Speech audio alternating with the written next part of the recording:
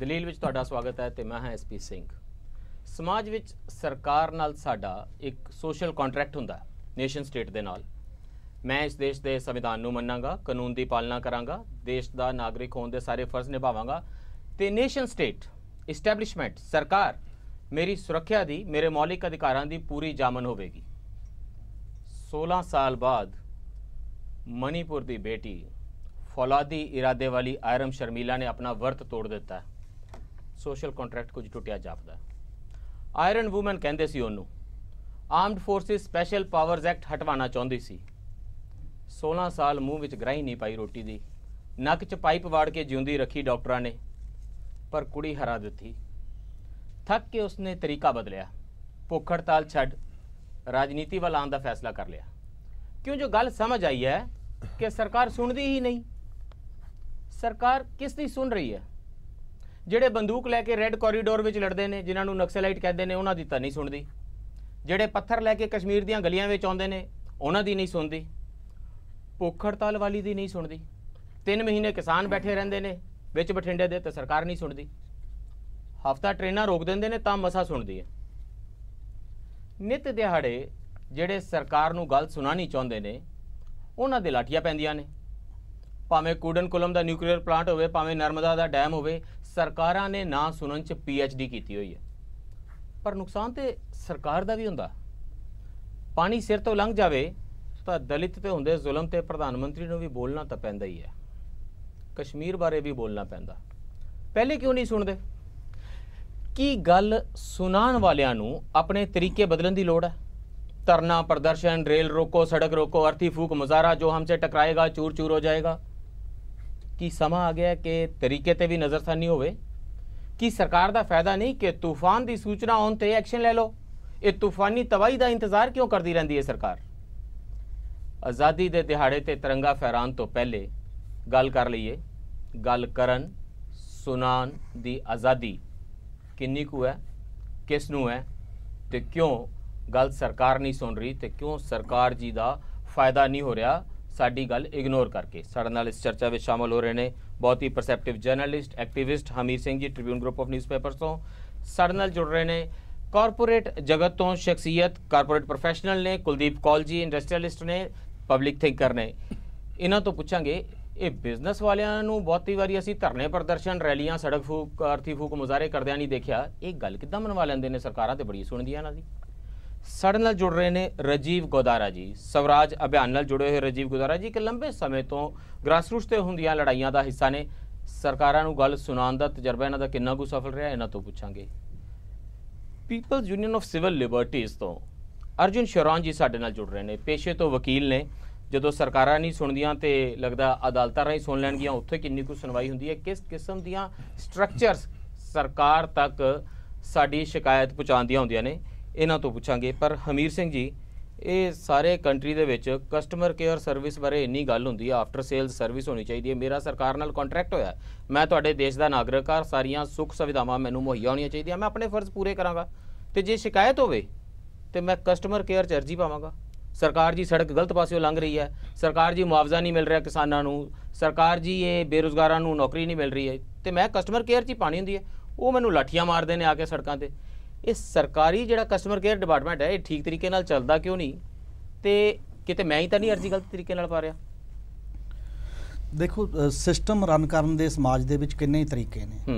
असीं वो तरीका बदलिया। असीं कहा कि डेमोक्रेसी, जमहूरीयत, जिथे लोकां दा, लोकां लई, लोकां वास्ते सारा कुछ सरकार बनती है, तो वह जिहा असीं पैमाना चुनने की कोशिश की। सानूं लग्या कि आज़ादी तो बाद साडे देश च भी ये होवे। पर चलदे चलदे एक तां हुंदा कि नीयत वधिया हुंदी है, पॉलिटिशियन इस लैवल ते आउंदे ने जिहड़े ये कहिंदे ने कि असीं लोकां चों ही उठे हां, लोकां लई ओह सैक्रीफाइस करना, लोकां लई त्याग करना है। वो ब्रीड तां खत्म हो गई है किसी ना किसी रूप च। फिर अगला सवाल बचदा कॉन्स्टिट्यूशन दा, ला दा, कि उहनूं असीं ठीक तरीके नाल इंप्लीमेंट करिए उस मामले पासे। वो चलते दौरान चलते ला दे विच भी असी पावर सेंट्रलाइज कर ली, किसी की सुनने की बजाय हर पावर सेंट्रलाइज हो रही है। ਸਪੋਜ਼ ਕਰੋ ਲੋਕਲ ਮੈਂ ਅਰਜੀ ਦਿੰਦਾ ਤਾਂ ਜੇ 73ਵੀਂ ਸੰਵਿਧਾਨਕ ਸੋਧ ਸੰਵਿਧਾਨ ਵੀ ਦੇ ਦਿੰਦਾ, 29 ਡਿਪਾਰਟਮੈਂਟ ਪੰਚਾਇਤਾਂ ਨੂੰ ਦੇਣੇ ਨੇ, ਤਾਂ ਨਾ ਅਸੈਂਬਲੀ ਦੇਣ ਸਟੇਟ ਦੇਣ ਲਈ ਤਿਆਰ ਹੈ, ਨਾ ਗਵਰਨਮੈਂਟ ਆਫ ਇੰਡੀਆ ਦੇਣ ਲਈ ਤਿਆਰ ਹੈ।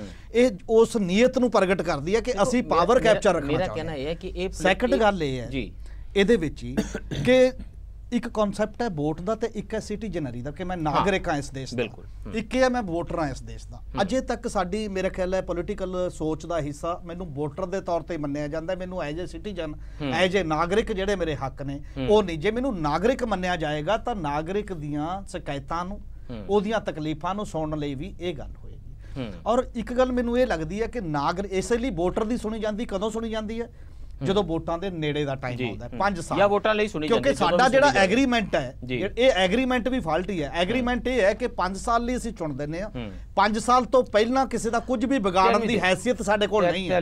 ਜਿਹੜੀ ਗੱਲ ਨਹੀਂ ਸਮਝ ਆ ਰਹੀ ਮੈਨੂੰ ਉਹ ਹੋਇਆ ਕੁਲਦੀਪ ਕੌਲ ਜੀ, ਸਰਕਾਰ ਦਾ ਕੀ ਫਾਇਦਾ ਹੁੰਦਾ ਨਾ ਸੁਣਨ ਦੇ ਵਿੱਚ? ਐਵਰੀ ਟਾਈਮ ਜਦੋਂ ਸਰਕਾਰ ਨਹੀਂ ਸੁਣਦੀ ਮੈਨੂੰ ਤੇ ਸਰਕਾਰ ਦਾ ਨੁਕਸਾਨ ਹੀ ਹੁੰਦਾ ਦਿਖਾਈ ਦਿੰਦਾ।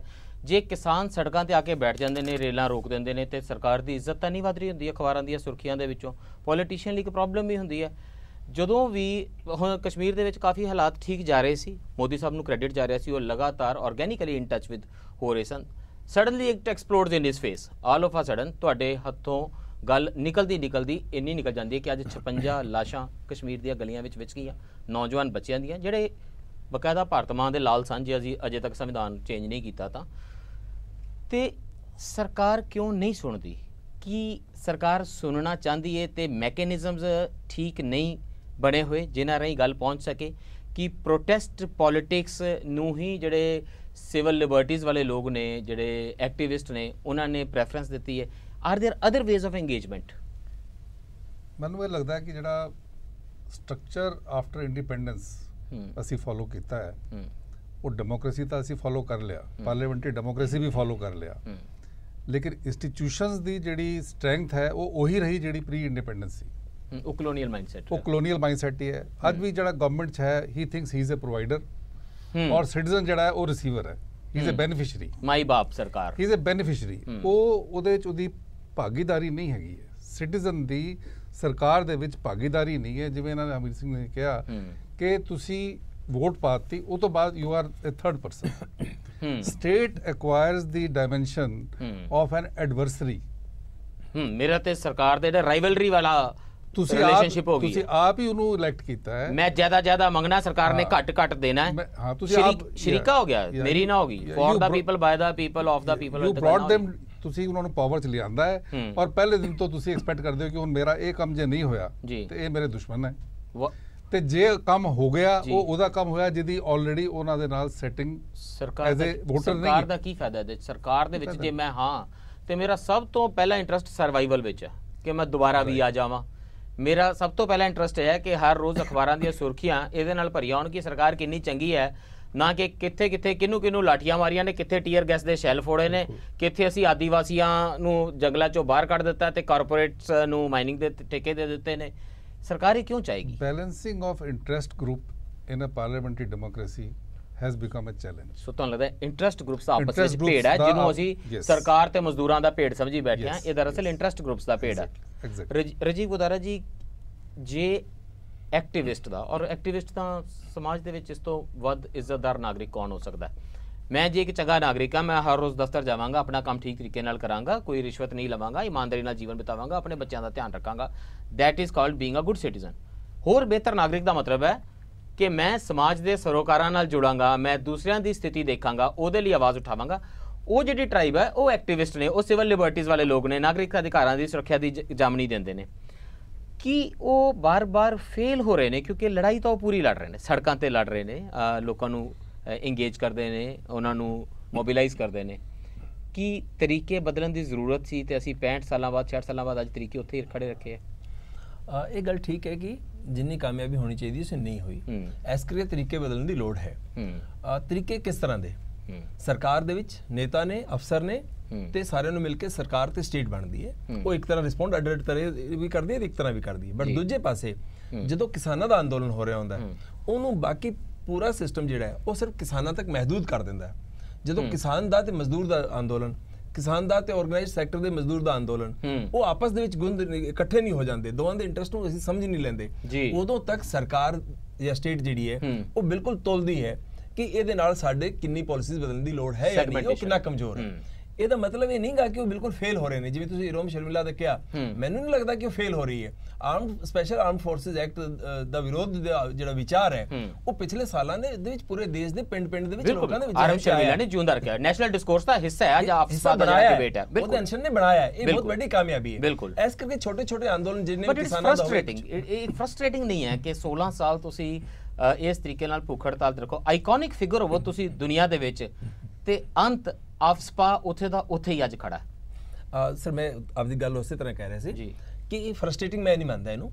ਇਹ ਜਦੋਂ ਵੀ ਸੰਘਰਸ਼ ਤੁਸੀਂ ਕਰਨਾ ਸਟੇਟ ਦੇ ਖਿਲਾਫ ਤੇ ਲੰਬਾ ਹੋਏਗਾ, ਬਟ ਇੱਕ ਚੀਜ਼ ਦੂਜੇ ਪਾਸੇ ਅਸੀਂ ਵੇਖੀਏ, ਤੁਹਾਡੇ ਸਕੂਲ ਦੇ ਵਿੱਚੋਂ ਲੈ ਕੇ ਤੁਹਾਡੇ ਘਰ ਤੱਕ ਤੇ ਲਗਾਤਾਰ ਤੁਹਾਨੂੰ ਇਹ ਦੱਸਿਆ ਜਾਏਗਾ, ਟੀਵੀ ਤੇ ਅਖਬਾਰ 'ਚ ਦੱਸਿਆ ਜਾਏਗਾ ਕਿ ਜੇ ਮਿਲਟਰੀ ਨਾ ਹੋਈ ਤੇ ਜਦੋਂ ਤੁਸੀਂ ਸੌਂਦੇ ਹੋ ਚੈਨ ਦੀ ਨੀਂਦ, ਉਦੋਂ ਜਾਗਦੇ ਨੇ ਤਾਂ ਤੁਸੀਂ ਸੌਂਦੇ ਹੋ, ਕੋਈ ਆਜ਼ਾਦੀ ਲੈ ਜਾਏਗਾ ਤੇ ਕੋਈ ਆਜ਼ਾਦੀ ਲੈ ਜਾਏਗਾ। ਜਦੋਂ ਇਹ ਜੈਨ 'ਚ ਸਾਡੇ ਆ ਜਾਏਗਾ ਤੇ ਰੋਮ ਸ਼ਰਮਿਲਾ ਨੂੰ ਕਿੰਨੇ ਲੋਕ ਪਹਿਚਾਣਗੇ ਤੇ ਕਿੰਨੇ ਨਹੀਂ ਪਹਿਚਾਣਗੇ। ਇਹ ਜਿਹੜੇ ਦੋ ਗਰੁੱਪ ਬਣਾ ਦਿੱਤੇ ਜਾਂਦੇ ਨੇ, ਉਹ ਗਰੁੱਪ ਨੂੰ ਤੋੜ ਕੇ ਉਹਦੇ ਦੂਜੇ ਗਰੁੱਪ ਤੱਕ ਵੀ ਇਹ ਵੌਇਸ ਨੂੰ ਲੈ ਕੇ ਜਾਣ ਦਾ ਇੱਕ ਵੱਡਾ ਚੈਲੰਜ ਹੈ। ਇਸੇ ਕਰਕੇ ਮੈਂ ਕਹਿ ਰਿਹਾ ਸੀ ਰੋਮ ਸ਼ਰਮਿਲਾ ਦਾ ਅੰਦੋਲਨ ਦੇ ਵਿੱਚ ਉਹਨੇ ਆਪਦੀ ਯਾਤਰਾ ਬਹੁਤ ਲੰਬੇ ਦੂਰ ਤੱਕ ਪੂਰੀ ਕੀਤੀ ਹੈ। ਜਿਹੜੇ ਬੰਦਿਆਂ ਦੇ ਵਿੱਚ ਇਹ ਕਾਨੂੰਨ ਬਹੁਤ ਸਵਾਲੀਆ ਨਿਸ਼ਾਨ ਨਾਲ ਨਹੀਂ ਵੇਖਿਆ ਜਾਂਦਾ ਸੀ, ਹੁਣ ਵੱਡਾ ਵਰਗ ਇਸ ਤਰ੍ਹਾਂ ਨੂੰ ਵੇਖਦਾ। ਅਰਜੁਨ ਡਾਇਰੈਕਟਲੀ ਰਾਜੀਵ ਗੁਦਾਰਾ ਜੀ ਕਹਿ ਰਹੇ ਨੇ ਕਿ ਇਹ ਡਿਬੇਟ ਬਣਾਉਣਾ ਬੜਾ ਮੁਸ਼ਕਿਲ ਹੋਇਆ ਤੇ ਸ਼ਾਇਦ ਸਿਵਲ ਐਕਟਿਵਿਸਟ ਨਹੀਂ ਬਣਾ ਸਕੇ ਕਿ ਮੈਂ ਹਿੰਦੁਸਤਾਨ ਮੈਂ ਜਸਟ ਕੁਇਕਲੀ ਟ੍ਰਾਂਸਲੇਟ ਕਰਨਾ ਚਾਹ ਰਿਹਾ ਕਿ ਮੈਂ ਹਿੰਦੁਸਤਾਨ ਦੇ ਨਾਗਰਿਕ ਦੇ ਤੌਰ ਤੇ ਹਿੰਦੁਸਤਾਨ ਦੀ ਫੌਜ ਦਾ ਅਤ ਆਦਰ ਕਰਾਂ ਉਹਦੇ ਸੈਕਰੀਫਾਈਸਿਸ ਲਈ, ਤੇ ਓਨਾ ਹੀ ਆਦਰ ਮੇਰੇ ਮਨ ਦੇ ਵਿੱਚ ਸ਼ਰਮੀਲਾ ਆਇਰਮ ਦੀ ਸਟਰਗਲ ਲਈ ਹੋਵੇ, ਤੇ ਮੈਂ ਦੋਨਾਂ ਦੀ ਰਿਸਪੈਕਟ ਕਰਾਂ। ਇਹ ਜਿਹੜਾ ਆਰਗੂਮੈਂਟ ਹੈ ਇਹ ਸਿਵਲ ਐਕਟਿਵਿਸਟ ਵੀ ਨਹੀਂ ਬਣਾ ਪਾਉਂਦਾ, ਕਿਉਂਕਿ ਉਹ ਜਿਸ ਵੇਲੇ ਇੱਕ ਲਾਈਨ ਚੁਣਨੀ ਹੁੰਦੀ ਹੈ ਤਾਂ ਉਹ ਇੱਕ ਪਾਸਾ ਚੁਣਦਾ ਤੇ ਉਧਰ ਖੜਾ ਹੋ ਜਾਂਦਾ। ਤੁਹਾਨੂੰ ਜਾਪਦਾ ਇਹਨਾਂ ਨੇ ਪਹਿਲਾਂ ਸੈਗਮੈਂਟੇਸ਼ਨ ਦੀ ਗੱਲ ਕੀਤੀ ਹੈ ਕਿ ਜੇ ਮੰਡੀ ਗੋਬਿੰਦਗੜ੍ਹ ਦੀਆਂ ਬੰਦ ਹੋ ਜਾਣ ਇੰਡਸਟਰੀਆਂ ਤੇ ਕਿਸਾਨਾਂ ਦਾ ਅੰਦੋਲਨ ਹੋਵੇ ਤਾਂ ਦੋਨੋਂ ਆਪਸ ਵਿੱਚ ਨਹੀਂ ਜੁੜ ਪਾਉਂਦੇ, ਟ੍ਰੇਡ ਦੇ ਤੇ ਕਿਸਾਨਾਂ ਦੇ ਮਸਲੇ ਇਕੱਠੇ ਨਹੀਂ ਹੋ ਪਾਉਂਦੇ, ਬਲਕਿ ਰਾਈਵਲਰੀ ਵਾਲੀ ਪੋਜੀਸ਼ਨ ਹੁੰਦੀ ਹੈ। ਕੁਲਦੀਪ ਕੌਲ ਜੀ ਦੀ ਕਈ ਵਾਰੀ ਸ਼ਿਕਾਇਤ ਰਹਿੰਦੀ ਹੈ ਕਿ ਇੱਕ ਮਾਈਂਡਸੈਟ ਬਣ ਗਿਆ ਕਿ ਐਜ਼ ਇਫ ਬਿਜ਼ਨਸ ਕੁਝ ਖੋ ਰਿਹਾ ਹੈ ਤੇ ਤਾਂ ਹੀ ਤਰੱਕੀ ਕਰ ਰਿਹਾ ਕਿਸਾਨਾਂ ਦੀ ਕਾਸਟ ਦੇ ਉੱਤੇ, ਤੇ ਜੇ ਕਿਸਾਨਾਂ ਨੂੰ ਕੁਝ ਮਿਲਣਾ ਤਾਂ ਬਿਜ਼ਨਸ ਤੋਂ ਖੋ ਕੇ ਮਿਲਣਾ। ਇਹ ਜਿਹੜੀ ਡਾਇਕੋਟੋਮੀ ਹੈ, ਕੀ ਇਹ ਝੂਠੀ ਡਾਇਕੋਟੋਮੀ ਹੈ? ਕੀ ਸਿਵਲ ਐਕਟਿਵਿਸਟ ਇਹਨਾਂ ਖੱਪਿਆਂ ਨੂੰ रिजॉल्व नहीं कर पा रहे? मेरे हिसाब से जब भी सरकार अलग अलग इंटरेस्ट से एंगेज करती है उस वक्त वो चाहती है कि ये इंटरेस्ट अलग रहें और ये डाइकोटमी बनाई जाती है। तो ये कई हिसाब से अलग, तो ऑर्गेनाइज सेक्टर और अनऑर्गेनाइज सेक्टर के अंदर डाइकोटमी बनाई जाती है। हम जानते हैं कि जब स्ट्राइक होती है ऑर्गेनाइज सेक्टर की तो अनऑर्गेनाइज सेक्टर के लोगों को लाके काम पे लगाया जाता है। अनएम्प्लॉयड इंसान को तब काम पे लगाया जाता है जब ऑर्गेनाइज सेक्टर का लोग स्ट्राइक पे होते हैं, and so on and so fourth. छोटे दुकानदारों की जब स्ट्राइक होती है तो कोई और एक और तरफ का फायदे में रहता है। ये बार बार डाइकोटमी क्रिएट करने का साफ साफ मतलब ये होता है कि जिसे कहते हैं आग हर जगह न लगे, क्योंकि अगर आग लगती है तो फिर जाके सरकार सुन दी है। और आपने नहीं, आपने शुरू में एक बात कही थी कि सरकार का तो नुकसान ही होता है ना जब एक ना एक। मेरे हिसाब से सरकार के जो अफसर हैं, सरकार में जो प्राइम मिनिस्टर से लेकर नीचे तक जो लोग हैं, जब भी कोई फैसला लेते हैं तो एक मोटा मोटा एक खाका बुना जाता है, प्रॉफिट एंड लॉस देखा जाता है कि नुकसान कितना होगा और फायदा कितना। जी जी, एक कुछ दिन चुप रहने का कितना फायदा होएगा गऊ दे मामले में, कुछ दिन दलिता दे मामले चुप रहो, कुछ आप ये देखिए ना, आपने ट्रेन रोकने की बात की, ट्रेन कब रुकती है? ट्रेन तब नहीं, पहले दिन कोई नहीं कहता कि आज हम जाके ट्रेन रोक लेंगे। वो अर्जी जाती है, पिटिशनें जाती हैं, लोग अपने MP MLA के पास जाते हैं, पंचायत के पास जाते हैं, दिल्ली तक जाते हैं। फिर एक दिन वो वक्त आता है जब कहते हैं अब तो ट्रेन रुकेगी, आज अर्थी फूक मुजाहरा करो, आज शहर बंद कर दो। सो यही मैं पूछना चाह रहा कि सरकार पहले दिन जो पता लग जाता है कि ग्राउंड स्वेल इन्ना बन रहा है, थल्लों इन्नी ज्यादा फीलिंग आ रही है, उस वेले सरकार क्यों नहीं सुनती? तो फिर मैंने ध्यान आता सरकार ते अर्जुन जी बड़ी सुनती है, मैंने ब्रेक लिए रुकना पै रहा है। सरकार ते इन्ना सुनती है कि सरकार कहती है सानू बुरा भला कहन लई किरपा सहित दिल्ली विच आके रवो, असीं तुहानू सरकारी कोठी देंगे, मोटी सारी तनख्वाह देंगे, कार देंगे, पार्लियामेंट दे विच आओ ते आके कहो सरकार बड़ी निकम्मी है। तो तुसीं कह रहे हो सरकार नहीं सुनती, सरकार सुनती भी है। एक किस किस्म नाल सरकार सुनती है तो जिहड़ी पार्लियामेंट च सुनती है वो शहर च तुहाडे कौंसलर वेले आके क्यों नहीं सुनती? इत्ते डिबेट जारी रखांगे इस ब्रेक तो बाद।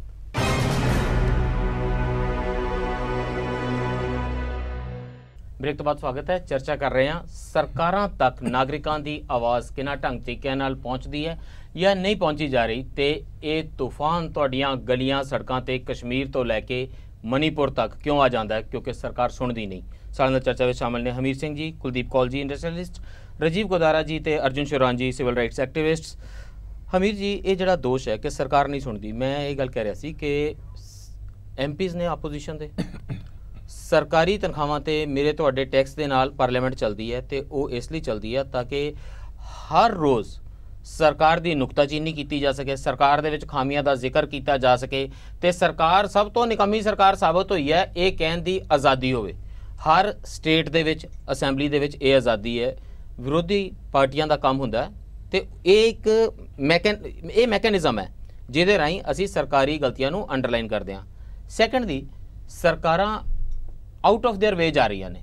ਪੰਜਾਬ ਦੇ ਵਿੱਚ ਸੰਗਤ ਦਰਸ਼ਨ ਹੁੰਦੇ ਨੇ, ਦਿੱਲੀ ਦੇ ਵਿੱਚ ਆਮ ਆਦਮੀ ਪਾਰਟੀ ਦੀ ਸਰਕਾਰ ਆਈ ਹੈ। ਪਹਿਲੀ ਗੱਲ ਤੇ ਆਈ ਇਸ ਲਈ ਹੈ ਕਿ ਸਰਕਾਰਾਂ ਕੋਈ ਸੁਣ ਨਹੀਂ ਸੀ ਰਹੀਆਂ ਤੇ ਉਹ ਜਿਹੜਾ ਤੂਫਾਨ ਮਚਿਆ ਤਾਂ ਉਹਦੇ ਤੋਂ ਜੰਤਰ ਮੰਤਰ ਤੋਂ ਉਹ ਜਾ ਕੇ ਸੈਕਟਰੀਏਟ ਵਿੱਚ ਪਹੁੰਚ ਗਏ ਨੇ।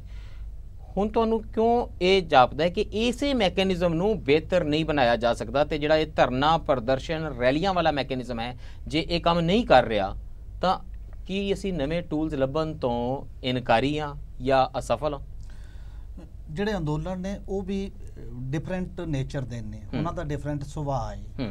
ਜਿੰਨੇ ਵੀ ਪਾਰਲੀਮੈਂਟ ਦੇ ਵਿੱਚ ਪਾਰਟੀਆਂ ਐਟ ਪ੍ਰੈਜ਼ੈਂਟ ਨੇ ਜਾਂ ਡਿਫਰੈਂਟ ਅਸੈਂਬਲੀ ਚ ਨੇ, ਦੋ ਮੇਜਰ ਇਸ਼ੂ ਜਿਹੜੇ ਸਾਹਮਣੇ, ਰੋਮ ਸ਼ਰਮੀਲਾ ਦਾ 16 ਸਾਲ ਦਾ ਇੱਕ ਸਾਡੇ ਸਾਹਮਣੇ ਸਟਰਗਲ ਹੈ, ਇੱਕ ਕਸ਼ਮੀਰ ਦਾ ਹੈ ਤੇ ਕਿਤੇ ਨਾ ਕਿਤੇ ਜਿਹਨੂੰ ਅਸੀਂ ਮੈਨੂਫੈਕਚਰਡ ਕੰਸੈਂਟ ਕਹਿੰਦੇ ਆ ਇਸ ਕੰਟਰੀ ਚ ਬਣੀ ਹੋਈ ਹੈ। ਉਹ ਕੰਟਰੀ ਚ ਇਹ ਬਣੀ ਹੋਈ ਹੈ ਕਿ ਐਫਸਪਾ ਤਾਂ ਦੇਸ਼ ਭਗਤੀ ਦਾ ਸਵਾਲ ਹੈ ਤੇ ਉਹਦੇ ਚ ਤਾਂ ਬੋਲਣਾ ਹੀ ਨਹੀਂ ਅਸੀਂ ਸਾਰੇ ਕੰਟਰੀ ਨੇ। ਕੌਣ ਉਠਾਏਗਾ ਪਾਰਲੀਮੈਂਟ ਦੇ ਵਿੱਚ ਜਾ ਕੇ? ਕਸ਼ਮੀਰ ਤਾਂ ਸਿੱਧਾ ਹੀ ਜੀ ਪਾਕਿਸਤਾਨ ਦਾ ਦਾਖਲ ਹੈ, ਕਸ਼ਮੀਰੀਆਂ ਦਾ ਤਾਂ ਕੋਈ ਲਾਗਾ ਦੇਗਾ ਨਹੀਂ, ਉਹ ਧਰਤੀ ਸਾਡੀ ਹੈ, ਕਸ਼ਮੀਰੀ ਮਾਰ ਕੇ ਵੀ 1 ਇੰਚ ਜਗ੍ਹਾ ਨਹੀਂ ਦੇਵਾਂਗੇ। ਸਹਿਮਤੀ ਹੈ ਤੇ ਕਿਉਂ ਸਰਕਾਰ ਨੂੰ ਨਕੰਮੀ ਕੋਈ ਕਹੇਗਾ, ਕਿਉਂ ਕਿਸੇ ਤੇ ਬੋਲੇਗਾ? ਇੱਕ ਅਪਰੋਚ ਦੇ ਕੁਐਸਚਨ ਨੇ ਕੁਝ ਜਿਹੜੇ ਅਪਰੋਚ ਦੇ ਲੈਵਲ ਤੇ ਅੰਧ ਰਾਸ਼ਟਰਵਾਦ ਦਾ ਕਨਸੈਪਟ ਹੈ, ਜਿਹੜਾ ਹਿਊਮਨਿਟੇਰੀਅਨ ਕਨਸੈਪਟ ਨਹੀਂ ਹੈ, ਉਹਦੇ ਨਾਲ ਜੁੜ ਕੇ ਤੁਸੀਂ ਮਹਾਤਮਾ ਗਾਂਧੀ ਨੂੰ ਤਾਂ ਇਸ ਦੇਸ਼ ਦਾ ਹੀਰੋ ਬਣਾਇਆ ਹੋਇਆ। ਇਹ ਰੋਮ ਸ਼ਰਮੀਲਾ ਸ਼ਾਇਦ ਮਹਾਤਮਾ ਗਾਂਧੀ ਨੇ ਕਦੇ ਇੰਨਾ ਲੰਮਾ ਵਰਤ ਨਹੀਂ ਰੱਖਿਆ ਤੇ ਕੁਝ ਨਹੀਂ ਕੀਤਾ, ਸੱਤਿਆਗ੍ਰਹੀ ਅਪਰੋਚ ਰਹੀ ਹੈ। ਪਰ ਇਹ ਰੋਮ ਸ਼ਰਮੀਲਾ ਦੇ ਸੱਤਿਆਗ੍ਰਹਿ ਦੀ ਪ੍ਰਸ਼ੰਸਾ ਕਿਹੜੀ ਪੋਲੀਟੀਕਲ ਪਾਰਟੀ ਨੇ ਕੀਤੀ ਹੈ, ਕਿਹੜੇ ਲੀਡਰ ਨੇ ਕੀਤੀ? ਤੁਸੀਂ ਇਹ ਕਹਿ ਸਕਦੇ ਹੋ ਕਿ ਐਫਸਪਾ ਨਹੀਂ ਹਟਾਵਾਂਗੇ, ਤੇਰੀ ਗਲਤ ਗੱਲ ਹੈ, ਅਸੀਂ ਨਹੀਂ ਹਟਾਉਣਾ, ਪਰ ਤੇਰਾ ਤਰੀਕਾ ਬਹੁਤ ਵਾਜਿਬ ਹੈ। ਕਿੰਨੇ ਲੀਡਰ ਗਏ ਉਹਦੇ ਹਾਰ ਪਾਉਣ, ਕਿੰਨੇ ਲੀਡਰ ਜਾ ਕੇ ਬੈਠਣਗੇ? ਇਹ ਜਿਹੜਾ ਐਟੀਟਿਊਡ, ਇਹਦਾ ਮਤਲਬ ਕੀ ਹੁੰਦਾ? ਇਹਦਾ ਮਤਲਬ ਇਹ ਹੋ ਜਾਂਦਾ ਹੈ ਕਿ ਜਦੋਂ ਤੁਸੀਂ ਪੀਸਫੁਲ ਸਟਰਗਲ, ਇੰਨੀ ਲੰਮੀ ਤੁਹਾਡੀਆਂ ਰੂਹਾਂ ਨੂੰ ਝੰਜੋੜ ਦੇਣ ਵਾਲੇ ਅੰਦੋਲਨ ਨੂੰ ਰਿਸਪੌਂਡ ਨਹੀਂ ਕਰਦੇ ਤਾਂ ਮੋੜਵੇਂ ਰੂਪ ਚ ਤੁਸੀਂ ਹਿੰਸਕ ਅੰਦੋਲਨਾਂ ਨੂੰ ਸੱਦਾ ਦੇ ਰਹੇ ਹੋ। ਤੇ ਹਿੰਸਕ ਅੰਦੋਲਨ ਇਸੇ ਚੋਂ ਨਿਕਲਦੇ ਨੇ। ਪੰਜਾਬ ਨੇ ਵੀ ਇਹ ਚੀਜ਼ਾਂ ਦੇਖੀਆਂ ਨੇ ਕਿ ਜਦੋਂ ਪੀਸਫੁਲ ਸਟਰਗਲ ਚ ਲੱਖਾਂ ਲੋਕ ਜੇਲ੍ਹ ਗਏ, ਉਹਨੂੰ ਤੁਸੀਂ ਬਿਲਕੁਲ ਨਜ਼ਰਅੰਦਾਜ਼ ਕੀਤਾ ਤੇ ਜਦੋਂ ਫਿਰ ਮਿਲੀਟੈਂਸੀ ਇਸ ਦੌਰ ਦੇ ਵਿੱਚ ਆਈ ਹੈ ਉਸ ਕਿਸੇ ਕੀਤਾ। ਇਹ ਜਿਹੜਾ ਚੀਜ਼ਾਂ ਤੁਹਾਡਾ ਇਹ ਦੋਸ਼ ਸਿਰ ਮੱਥੇ। ਪਰ ਪੰਜਾਬ ਦੇ ਵਿੱਚ ਜਿਸ ਉਮਰ ਦੇ ਵਿਅਕਤੀ ਬੰਦੂਕ ਕਿੱਥੋਂ ਮਿਲੇਗੀ ਲੱਭਦੇ ਸੀ, ਅੱਜ ਉਸ ਉਮਰ ਦੇ ਵਿਅਕਤੀ ਪਲੇਸਮੈਂਟ ਕਿਹੜੀ ਯੂਨੀਵਰਸਿਟੀ ਵਿੱਚ ਚੰਗੀ ਹੋਵੇਗੀ ਇਹ ਲੱਭ ਰਹੇ ਨੇ। ਕਿਸੇ ਨਾ ਕਿਸੇ ਤਰੀਕੇ ਨੇਸ਼ਨ ਸਟੇਟ ਰਿਸਪੌਂਡ ਕਰਦੀ ਹੈ। ਇਹ ਤਾਂ ਸਾਡਾ ਦੋਸ਼ ਹੈ। ਆਫ ਕੋਰਸ ਇਹ ਜਿਹੜੇ ਲੱਭ ਰਹੇ ਨੇ ਨਾ ਉਹ ਸਾਰੇ ਉਹੀ ਫਰਸਟ੍ਰੇਟਡ ਨੇ, ਉਹੀ ਸੜਕਾਂ ਤੇ ਡਾਂਗਾ ਖਾਂਦੇ ਨੇ ਤੇ ਉਹੀ ਅੰਦੋਲਨਕਾਰੀ ਬਣਦੇ ਨੇ ਉਦੋਂ ਬਾਅਦ। Maybe will come to that. ਪਰ ਅਸੀਂ ਕਿੰਨਾ ਵੀ ਦੋਸ਼ ਲਾ ਲਈਏ ਕਿ ਸਰਕਾਰ ਦਲਿਤਾਂ ਤੇ ਹੁੰਦੇ ਜ਼ੁਲਮਾਂ ਦੀ ਗਾਥਾ ਸੁਣੀ ਨਹੀਂ ਸੀ ਰਹੀ, eventually prime minister speaks. Eventually Kashmir ਦੇ ਮਸਲੇ ਤੇ ਪ੍ਰਧਾਨ ਮੰਤਰੀ ਬੋਲਦੇ ਨੇ। ਅੱਜ ਰਾਜ ਸਭਾ ਨੇ ਡਿਸਕਸ ਕੀਤਾ, ਲੋਕ ਸਭਾ ਅੱਜ ਦਲਿਤ ਦਾ ਇਸ਼ੂ ਡਿਸਕਸ ਕਰ ਰਹੀ ਹੈ। ਸੋ ਤੁਹਾਨੂੰ ਜਾਪਦਾ ਹੈ ਕਿ ਕਿਧਰੇ ਮੈਕੈਨਿਜ਼ਮ ਦੇ ਵਿੱਚ ਸੁਧਾਰਾਂ ਦੀ ਜ਼ਰੂਰਤ ਹੈ ਤੇ ਬਿਹਤਰ ਕਮਿਊਨੀਕੇਸ਼ਨ ਜਿਹੜਾ ਸਿਵਲ ਰਾਈਟਸ ਐਕਟਿਵਿਸਟ ਦਾ, ਅਵੇਅਰ ਸਿਟੀਜ਼ਨਰੀ ਦਾ, ਇੰਟਰਸਟ ਗਰੁੱਪਸ ਦਾ ਬਾਹਰਲੇ ਦੇਸ਼ਾਂ ਵਿੱਚ ਕਿਵੇਂ ਹੁੰਦਾ? मैं तो उठे कभी लाठी चार्ज आती है, रोज खबर नहीं छप। एसपी जी वहां भी लाठी चार्ज होते, चाहे ब्राजील में आज रियो में कुछ हो रहा है वहां भी हो रहा है, यूएसए के अंदर भी होता है, डेवलप्ड कंट्री बहुत सारे डेवलपिंग कंट्रीज में होता है, यूएसए में होता है, पर मेरा मतलब उठे रेक्टिफाइंग मैकेनिज्म है, देख के इमीडिएटली वहां पे आप व्हाइट हाउस के सामने जाके स्ट्राइक कर सकते हैं, वहां जाके धरना कर दे सकते हैं। भारत में तो आप नहीं कर सकते, यहाँ पे तो इंडिया गेट पे से आप अगर राष्ट्रपति भवन की तरफ चलते हैं वहीं आपको रोक लिया जाता है, और चंडीगढ़ जैसे शहर जहां हम बैठे हैं वहां पे एंटर ही नहीं कर सकते आप।